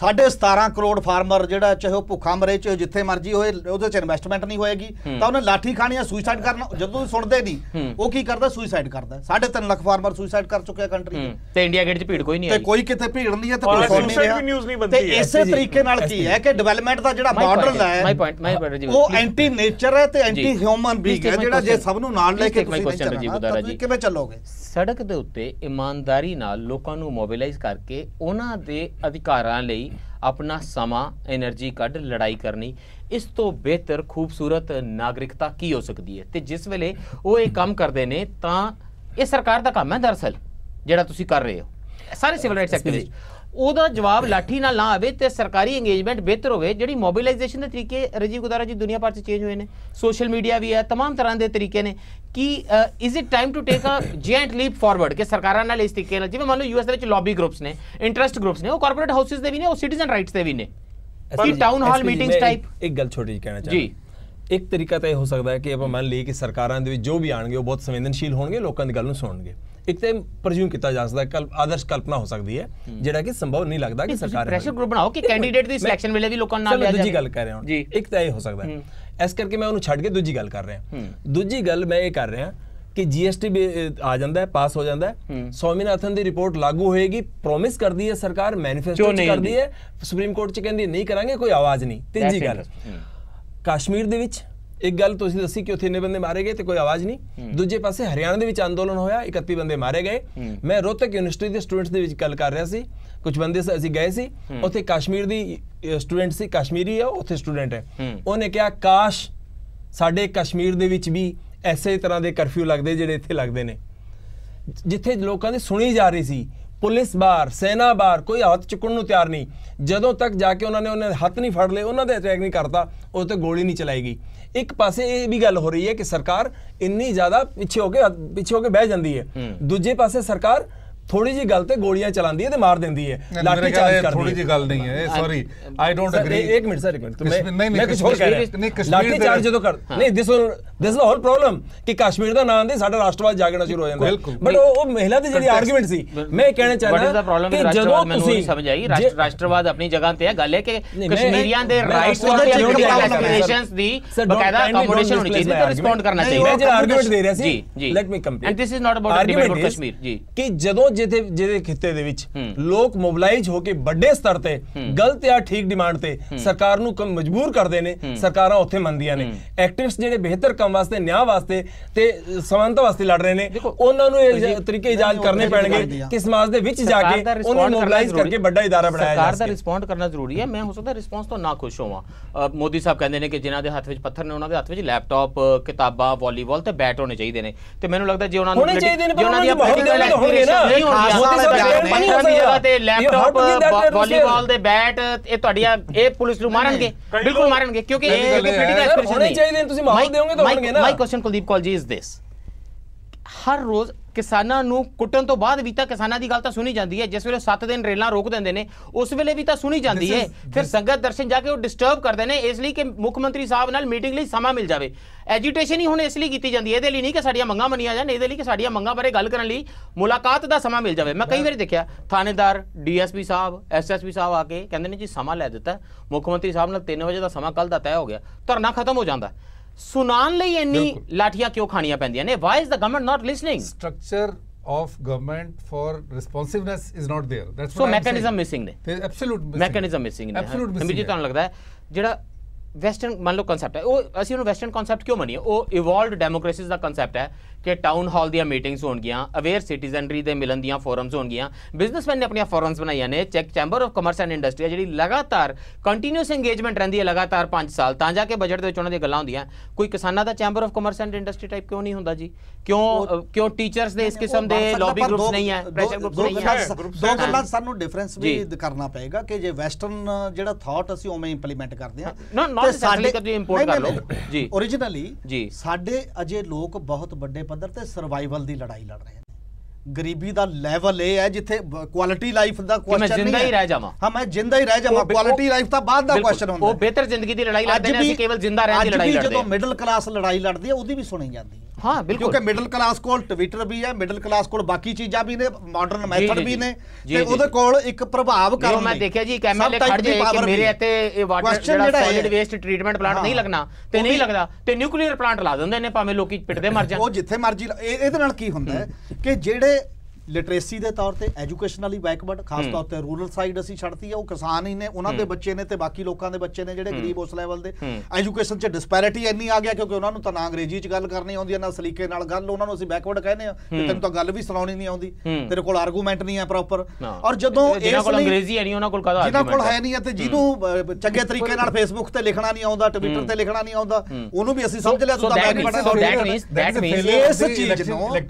ਇਸ ਚੀਜ਼ ਨੂੰ ਇਹਦਾ ਮਤਲਬ ਇਹ ਹੈ ਕਿ ਸਾਨੂੰ ਉਹਨਾਂ ਨੂੰ ਨਾਲ ਜ਼ਿਆਦਾ ਬਲਕਿ ਤਵੱਜੋ ਦੇਣੀ ਚਾਹੀਦੀ ਹੈ ਕਿ ਉਹਨਾਂ ਦੀ ਗੱਲ ਜ਼ਿਆਦਾ ਬਿਹਤਰ ਸਿਵਲ ਸੋਸਾਇਟੀ ਦਾ ਵੀ ਕਿਉਂ ਨਾ ਮੰਨਿਆ ਜਾਵੇ ਕਿ ਉਹ ਆਪਣੀ ਗੱਲ ਪਹੁੰਚਾਉਣ ਦੇ ਸਹੀ ਰੂਟਸ ਨਹੀਂ ਕੱਢ ਪਾ ਰਹੀ। ਸਰ ਇੱਕ ਛੋਟੀ ਜਿਹੀ ਗੱਲ ਨੂੰ ਕਹਿਣਾ ਚਾਹਨਾ ਜੀ, ਵਕੀਲ ਕਮਿਊਨਿਟੀ ਬਾਰ-ਬਾਰ ਸਟ੍ਰਾਈਕ ਕਰਦੀ ਹੈ, ਕੰਮ ਬੰਦ ਕਰ ਦਿੰਦੀ ਹੈ। ਹੁਣ ਪਿਛਲੇ ਦਿਨਾਂ ਵੀ ਹੋਇਆ, ਉਸ ਤੋਂ ਪਹਿਲਾਂ ਵੀ ਹੋਇਆ। ਤੁਹਾਡੇ ਹੱਥ ਤੇ ਜੇਬ 'ਚ ਕਾਨੂੰਨ ਹੁੰਦਾ, ਪਤਾ ਨਹੀਂ ਤੁਹਾਨੂੰ ਵੀ ਕਿਉਂ ਸਟ੍ਰਾਈਕਾਂ ਕਰਨੀਆਂ। ਸੁਣ ਲਓ, ਮੈਂ ਸਿਰ ਗੱਲ ਪੂਰੀ ਕਰਨ ਦਿਓ ਜੀ। ਮਾਮਲਾ ਐਸੀ ਕਿ ਵਕੀਲ ਸਾਹਿਬ ਤੇ ਪਰਚਾ ਦਰਜ ਹੋ ਗਿਆ, ਅਰੈਸਟ ਹੋ ਗਏ, ਵਕੀਲਾਂ ਨੇ ਸਟ੍ਰਾਈਕ ਕੀਤੀ, ਵਕੀਲਾਂ ਨੇ ਕਿਹਾ ਕਿ ਅਸੀਂ ਇਹਦਾ ਵਿਰੋਧ ਕਰਦੇ ਆ। ਇੱਕ ਸਿੰਗਲ ਵੌਇਸ ਇਹ ਨਹੀਂ ਉੱਠਦੀ ਕਿ ਐਸੇ ਤਰ੍ਹਾਂ ਦਾ ਇਨਵੈਸਟੀਗੇਸ਼ਨ ਦਾ ਜਿਹੜਾ ਤਰੀਕਾ ਹੈ ਉਹ ਆਮ ਨਾਗਰਿਕ ਤੇ ਵੀ ਹੁੰਦਾ ਹੈ। ਅਸੀਂ ਉਸ ਇਨਵੈਸਟੀਗੇਸ਼ਨ ਦੇ ਤਰੀਕੇ ਨੂੰ ਕੁਐਸਚਨ ਕਰਦੇ ਹਾਂ। ਅਸੀਂ ਗੱਲ ਨਹੀਂ ਕਰਦੇ, ਜਦੋਂ ਅਸੀਂ ਗੱਲ ਨਹੀਂ ਕਰਦੇ ਤੇ ਲਿਟੀਗੈਂਟ ਜਿਹੜੀ ਆ ਕੇ ਤਰੀਕ ਪੈ ਜਾਂਦੀ ਹੈ, ਜ਼ਮਾਨਤ ਹੋਣੀ ਹੁੰਦੀ ਹੈ, 4 ਮਹੀਨੇ ਦੀ ਤਰੀਕ ਪੈ ਜਾਂਦੀ ਹੈ, ਉਹ ਕਰਲਾਂਦਾ ਹੈ, ਉਹ ਰੋਂਦਾ ਹੈ, ਉਹ ਸਾਡੇ ਨਾਲ ਕਨੈਕਟ ਨਹੀਂ ਕਰਦਾ। ਜਦੋਂ ਅਸੀਂ ਉਹ ਗੱਲ ਕਰ ਰਹੇ ਹਾਂ, ਜਦੋਂ ਅਸੀਂ ਇੱਕ ਆਪਣੀ ਕਮਿਊਨਿਟੀ ਦੀ ਗੱਲ ਕਰ ਰਹੇ ਹਾਂ, ਬਾਕੀ ਕਮਿਊਨਿਟੀ ਨਾਲ ਰੋਜ਼-ਰੋਜ਼ ਹੋ ਰਿਹਾ ਉਹ ਤਾਂ ਅਸੀਂ ਨਹੀਂ ਬੋਲਦੇ। ਇਹ ਜਿਹੜਾ ਸਾਡਾ ਵਿਡੰਬਨਾ ਜਿਹੜੀ ਪੈਦਾ ਹੋ ਗਈ ਹੈ, ਇਹ ਬਹੁਤ ਸਾਰੇ ਸਿਵਲ ਸੁਸਾਇਟੀ ਗਰੁੱਪਸ ਦੇ ਵਿੱਚ ਵੀ ਹੋ ਗਈ ਹੈ। ਮੈਂ ਇਹ ਕਹਿ ਰਿਹਾ ਕਿ ਆਪ ਆਪਦੀ ਲੜਾਈ ਲੜ ਰਹੇ ਹੋ, ਬਹੁਤ ਬਿਹਤਰ ਲੜਨੀ ਚਾਹੀਦੀ ਹੈ, ਪਰ ਕਿਵੇਂ ਉਹਨੂੰ ਜ਼ਿਆਦਾ ਬਿਹਤਰ ਤਰੀਕੇ ਨਾਲ ਕੋਆਰਡੀਨੇਟ ਕੀਤਾ ਜਾਵੇ ਤੇ ਵਿਸਤਾਰ ਦਿੱਤਾ ਜਾਵੇ। That is a big question, big challenge. ਜੇ ਮੈਂ ਗਰੀਬ ਕੰਟਰੀ ਆ, ਜੇ ਮੇਰੇ ਕੋਲ ਰਿਸੋਰਸਿਸ ਦੀ ਘਾਟ ਹੈ, ਮੇਰੇ ਕੋਲ ਐਸਪੀਰੇਸ਼ਨਸ ਦੀ ਬਹੁਤਾਤ ਹੈ, ਮੈਂ ਇੱਕ ਬਹੁਤ ਐਸਪੀਰੇਸ਼ਨਲ ਯੁੱਗ ਦੇ ਵਿੱਚ, ਗਲੋਬਲਾਈਜ਼ਡ ਯੁੱਗ ਦੇ ਵਿੱਚ ਰਹਿ ਰਿਹਾ। ਮਾਰਕੀਟ ਇਕਨੋਮੀ ਮੇਰੀ ਮਾਰਕੀਟ ਨਾਲ ਜੁੜ ਚੁੱਕੀ ਹੈ। ਉਹਦੇ ਵਿੱਚ ਲਗਾਤਾਰ ਲੋਕਾਂ ਦੀਆਂ ਡਿਮਾਂਡਸ ਇੰਨੀਆਂ ਵੱਧਦੀਆਂ ਰਹਿਣਗੀਆਂ ਕਿ ਮੈਂ ਚੰਗੀ ਤੋਂ ਚੰਗੀ ਸਰਕਾਰ ਵੀ ਹੋਵਾਂ, ਤੁਹਾਡੀਆਂ ਡਿਮਾਂਡਸ ਮੇਰੇ ਤੋਂ ਅੱਗੇ ਹੀ ਰਹਿਣਗੀਆਂ ਤੇ ਮੈਂ ਕਦੀ ਵੀ ਪੂਰੀਆਂ ਨਹੀਂ ਕਰ ਸਕਾਂਗਾ। ਮੈਨੂੰ ਇਹਦੇ ਵਿੱਚ ਫਾਇਦਾ ਕਿਉਂ ਨਾ ਦਿਸੇ ਕਿ ਮੈਂ ਡਿਨਾਇਲ ਵਿੱਚ ਹੀ ਰਵਾਂ, ਮੈਂ ਗੱਲ ਸੁਣਾ ਹੀ ਨਾ, ਮੈਂ ਤੁਹਾਨੂੰ ਥਕਾ ਦਿਆਂ। ਜੇ ਤੁਸੀਂ ਲਾਠੀਆਂ ਨਾਲ ਨਹੀਂ ਕਾਬੂ ਆਉਂਦੇ ਤੇ ਟੀਅਰ ਗੈਸ ਨਾਲ ਆਓਗੇ, ਨਹੀਂ ਤਾਂ ਗੋਲੀਆਂ ਨਾਲ ਆਓਗੇ, ਨਹੀਂ ਤਾਂ ਫਿਰ ਕਦੀ-ਕਦੀ ਮੈਂ ਟਵੀਟ ਕਰ ਦਿਆਂਗਾ, ਤੁਹਾਡੇ ਨਾਲ ਮਨ ਕੀ ਬਾਤ ਕਰ ਲਿਆ ਕਰਾਂ ਤੇ ਕੰਮ ਜਿਹਾ ਚਲਾਈ ਰੱਖिए। देखो, are you victims of that? SP ji, जो आप कोई भी अगर सरकार ऐसा एक्सप्लेनेशन देती है, वो एक चीज हमें बेवकूफ बनाने की ये कोशिश करती है कि जब लिमिटेड रिसोर्सेज हैं तो ऐसा क्यों होता है कि कुछ वर्गों के पास वो ज्यादा जाती हैं? ऐसा क्यों नहीं हो रहा कि उसकी रीडिस्ट्रीब्यूशन प्रॉपरली हो रही है? तो अगर सरकार चाहती है कि लोग ना सड़कों पे उतरे, और कोई चाहता नहीं है कि अपनी दिहाड़ी तोड़ के सड़क पे उतरे, जब तक अगर सरकार सुनेगी, ग्राउंड बिलो सुनेगी, उसके रिप्रेजेंटेटिव्स को सुना जाएगा, पूरे साल लोकसभा और असेंबली के सेशन होंगे, न्यूज़पेपर वाले रिपोर्ट करेंगे, उस दिन ही कुछ ना कुछ बन पाएगा। कारपोरेट वाले बड़े तकड़े। कुलदीप कौल जी, ਇਹਦੇ ਵੀ ਕੋਈ ਉਮੀਦ ਰੱਖੀਏ ਕਿ ਅਗਲੀ ਵਾਰੀ ਕਿਸਾਨਾਂ ਨੂੰ ਕੋਈ ਮੁਸ਼ਕਲਾਂ ਆਉਣ ਤੇ ਐਸਓਚਐਮ ਤੇ ਫਿੱਕੀ ਵਾਲੇ ਸੜਕਾਂ ਤੇ ਆ ਜਾਣ, ਸਾਰੇ ਸਾਡੀਆਂ ਜਿਹੜੇ ਫੋਰਸਿਸ ਹੈ ਇਕੱਠੇ। ਆਫਟਰ ਆਲ ਦੇਸ਼ ਤੇ ਆਪਣਾ ਸਾਰਿਆਂ ਦਾ ਨਾ ਜੀ, ਤੇ ਜੇ ਈਟੀਟੀ ਦੇ ਟੀਚਰ ਚੜੇ ਹੋਣ ਉਹਦੇ ਟੈਂਕੀਆਂ ਤੇ ਤਾਂ ਯੂਨੀਵਰਸਿਟੀਆਂ ਦੇ ਪ੍ਰੋਫੈਸਰ ਕਹਿਣ ਕਿ ਇਹ ਤਾਂ ਬਹੁਤ ਗੰਭੀਰ ਮਸਲਾ, ਅੱਜ ਅਸੀਂ ਸਿਰਫ ਇਹਦੇ ਤੇ ਹੀ ਚਰਚਾ ਕਰਾਂਗੇ ਪੂਰੇ ਕਾਲਜ ਦੇ ਵਿੱਚ, ਤੇ ਦਲੀਲ ਦਾ ਡਿਬੇਟ ਫਿਰ ਕਿਸੇ ਹੋਰ ਤੇ ਕਰਨ ਦੀ ਸਾਡੀ ਮਜਬੂਰੀ ਨਾ ਰਹਿ ਜਾਵੇ ਤੇ ਸਾਨੂੰ ਮਜਬੂਰਨ ਉੱਤੇ ਕਰਨਾ ਪਵੇ। ਇਹਦੀ ਕੋਈ ਸੁਪਨਾ ਸੀ ਲਈਏ 15 ਅਗਸਤ ਦਾ ਆਜ਼ਾਦੀ ਦਿਹਾੜਾ ਮਨਾਉਣਾ। ਡੈਮੋਕ੍ਰੇਸੀ ਪੰਚਾਇਤ ਲੈਵਲ ਤੋਂ ਸ਼ੁਰੂ ਹੋਣੀ ਚਾਹੀਦੀ, ग्राम सभा तो शुरू हो गए, सभा तो शुरू होनी बिल्कुल चाहिए। पिंड सारा मिलके बैठे ते सरपंच तो लेके प्रधानमंत्री तक नु क्वेश्चन करने की शक्ति रखे।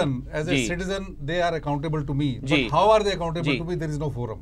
ਸੋ ਜੇ ਮੇਰੇ ਟੀਚਰਾਂ, ਨਰਸਾਂ, ਬੱਚਿਆਂ, ਸਟੂਡੈਂਟਾਂ ਦੇ ਉੱਤੇ ਲਾਠੀਆਂ ਵਰਦੀਆਂ ਨੇ ਤੇ ਇਹ ਜਿਹੜੇ ਦੇਖ ਰਹੇ ਨੇ ਪ੍ਰੋਗਰਾਮ, ਇਹਨਾਂ ਸਾਰਿਆਂ ਦਾ ਕਸੂਰ ਹੈ ਕਿਉਂਕਿ ਅਸੀਂ ਜਿਹੜੇ ਰਾਜਨੀਤੀ ਤੋਂ ਅਨਪੇਜ ਆਪਣੇ ਘਰਾਂ ਦੇ ਵਿੱਚ ਚੰਗੇਰੀ ਜ਼ਿੰਦਗੀ ਦੀ ਭਾਲੀ ਪਲੇਸਮੈਂਟਾਂ ਦੇ ਭਾਲੀ ਬੈਠੇ ਹੋਇਆ ਕਿ ਉਹ ਕਰ ਰਹੇ ਨੇ ਜੀ, ਇਹਨਾਂ ਤਾਂ ਕਿਸਾਨਾਂ ਦਾ ਧਰਨਾ ਹੋ ਰਿਹਾ ਜੀ। ਓਨਲੀ ਵਨ ਸੈਂਟੈਂਸ ਜੀ, ਜਿਹੜੇ ਵਰਗ ਦੇ ਨੁਮਾਇੰਦੇ ਉਸ ਉੱਥੇ ਆ ਗਏ ਨੇ, ਉਸ ਥਾਂ ਤੇ ਆ ਗਏ ਨੇ, ਜਿਹੜੇ ਆਵਾਜ਼ ਨੂੰ ਵੱਡਾ ਬਣਾਉਂਦੇ ਨੇ, ਜਿਵੇਂ ਪੱਤਰਕਾਰ ਨੇ, ਮੀਡੀਆ 'ਚ ਆ ਗਏ ਨੇ, ਕੋਈ ਬੁੱਧੀਜੀਵੀ ਨੇ, ਇੰਟੈਲੈਕਚੁਅਲ ਨੇ ਲਾਇਆ, ਉਹਨਾਂ ਦੀ ਆਵਾਜ਼ ਛੇਤੀ ਸੁਣੀ ਜਾਏਗੀ। ਕਿਸਾਨ ਦਾ ਪ੍ਰਤੀਨਿਧੀ ਜੇ ਮੀਡੀਆ ਦੇ ਵਿੱਚ ਨਹੀਂਗਾ, ਉਹਦੀ ਆਵਾਜ਼ ਦੇਰ ਨਾਲ ਸੁਣੀ ਜਾਏਗੀ। ਇਹ ਗੱਲ ਆਪਣੇ ਆਪ 'ਚ ਠੀਕ ਹੈ ਕਿ ਇੰਡੀਵਿਜੂਅਲ ਪੱਤਰਕਾਰਾਂ ਦੇ ਜਾਂ ਬਾਕੀ ਲੋਕਾਂ ਨੂੰ ਉਹਦੇ 'ਚ ਇਨਵੋਲਵ ਹੋਣਾ ਚਾਹੀਦਾ, ਪਰ ਕੇਵਲ ਇੰਡੀਵਿਜੂਅਲਿਟੀ ਦਾ ਮਾਮਲਾ ਨਹੀਂ ਹੈ, ਮੀਡੀਆ ਦੇ ਕੰਟਰੋਲ ਦਾ ਮਾਮਲਾ ਹੈ, ਮੀਡੀਆ ਦੇ ਓਵਰ ਸਟਰਕਚਰ ਦਾ ਮਾਮਲਾ ਹੈ ਕਿ ਉਹਦਾ ਮੀਡੀਆ ਤੇ ਕੰਟਰੋਲ ਕੌਣ ਔਨ ਕਰਦਾ ਹੈ।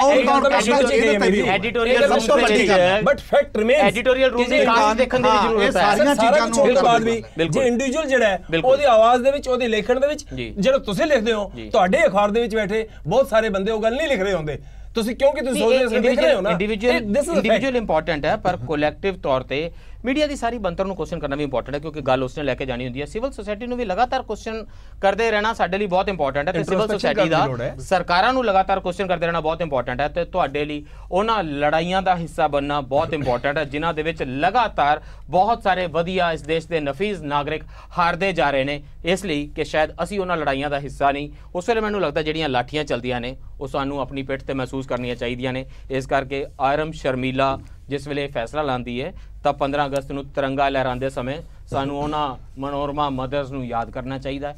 ਮਣੀਪੁਰ ਦੇ ਵਿੱਚ ਸਾਡੇ ਤੁਹਾਡੇ ਨਾਮ ਤੇ, ਕਿਉਂਕਿ for the people ਬਾय the people of the people, ਮੇਰੇ ਨਾਮ ਤੇ ਮੇਰੀ ਹੀ ਮਿਲਟਰੀ ਮੇਰੇ ਹੀ ਲੋਕਾਂ ਨਾਲ ਕੀ ਕਰਦੀ ਹੈ, ਇਹਦਾ ਧਿਆਨ ਧਰਨਾ ਚਾਹੀਦਾ। ਉਹਨਾਂ ਸਾਰਿਆਂ ਦਾ ਧਿਆਨ ਧਰਨਾ ਚਾਹੀਦਾ ਜਿਹੜੇ ਝੂਲ ਗਏ ਫਾਂਸੀਆਂ ਦੇ ਨਾਲ, ਕਿਉਂਕਿ ਉਹਨਾਂ ਦਾ ਨਾਮ ਕਿਸਾਨ ਸੀ। ਜੇ ਉਹਨਾਂ ਦੇ ਧਿਆਨ ਧਰੇ ਬਿਨਾਂ ਤੁਸੀਂ ਤਿਰੰਗਾ ਫਹਿਰਾਇਆ ਤੇ ਦੇਖਣਾ ਫਿਰ ਕੋਈ ਨਹੀਂ ਜੇ ਹੋਣਾ। ਜੈ ਹਿੰਦ।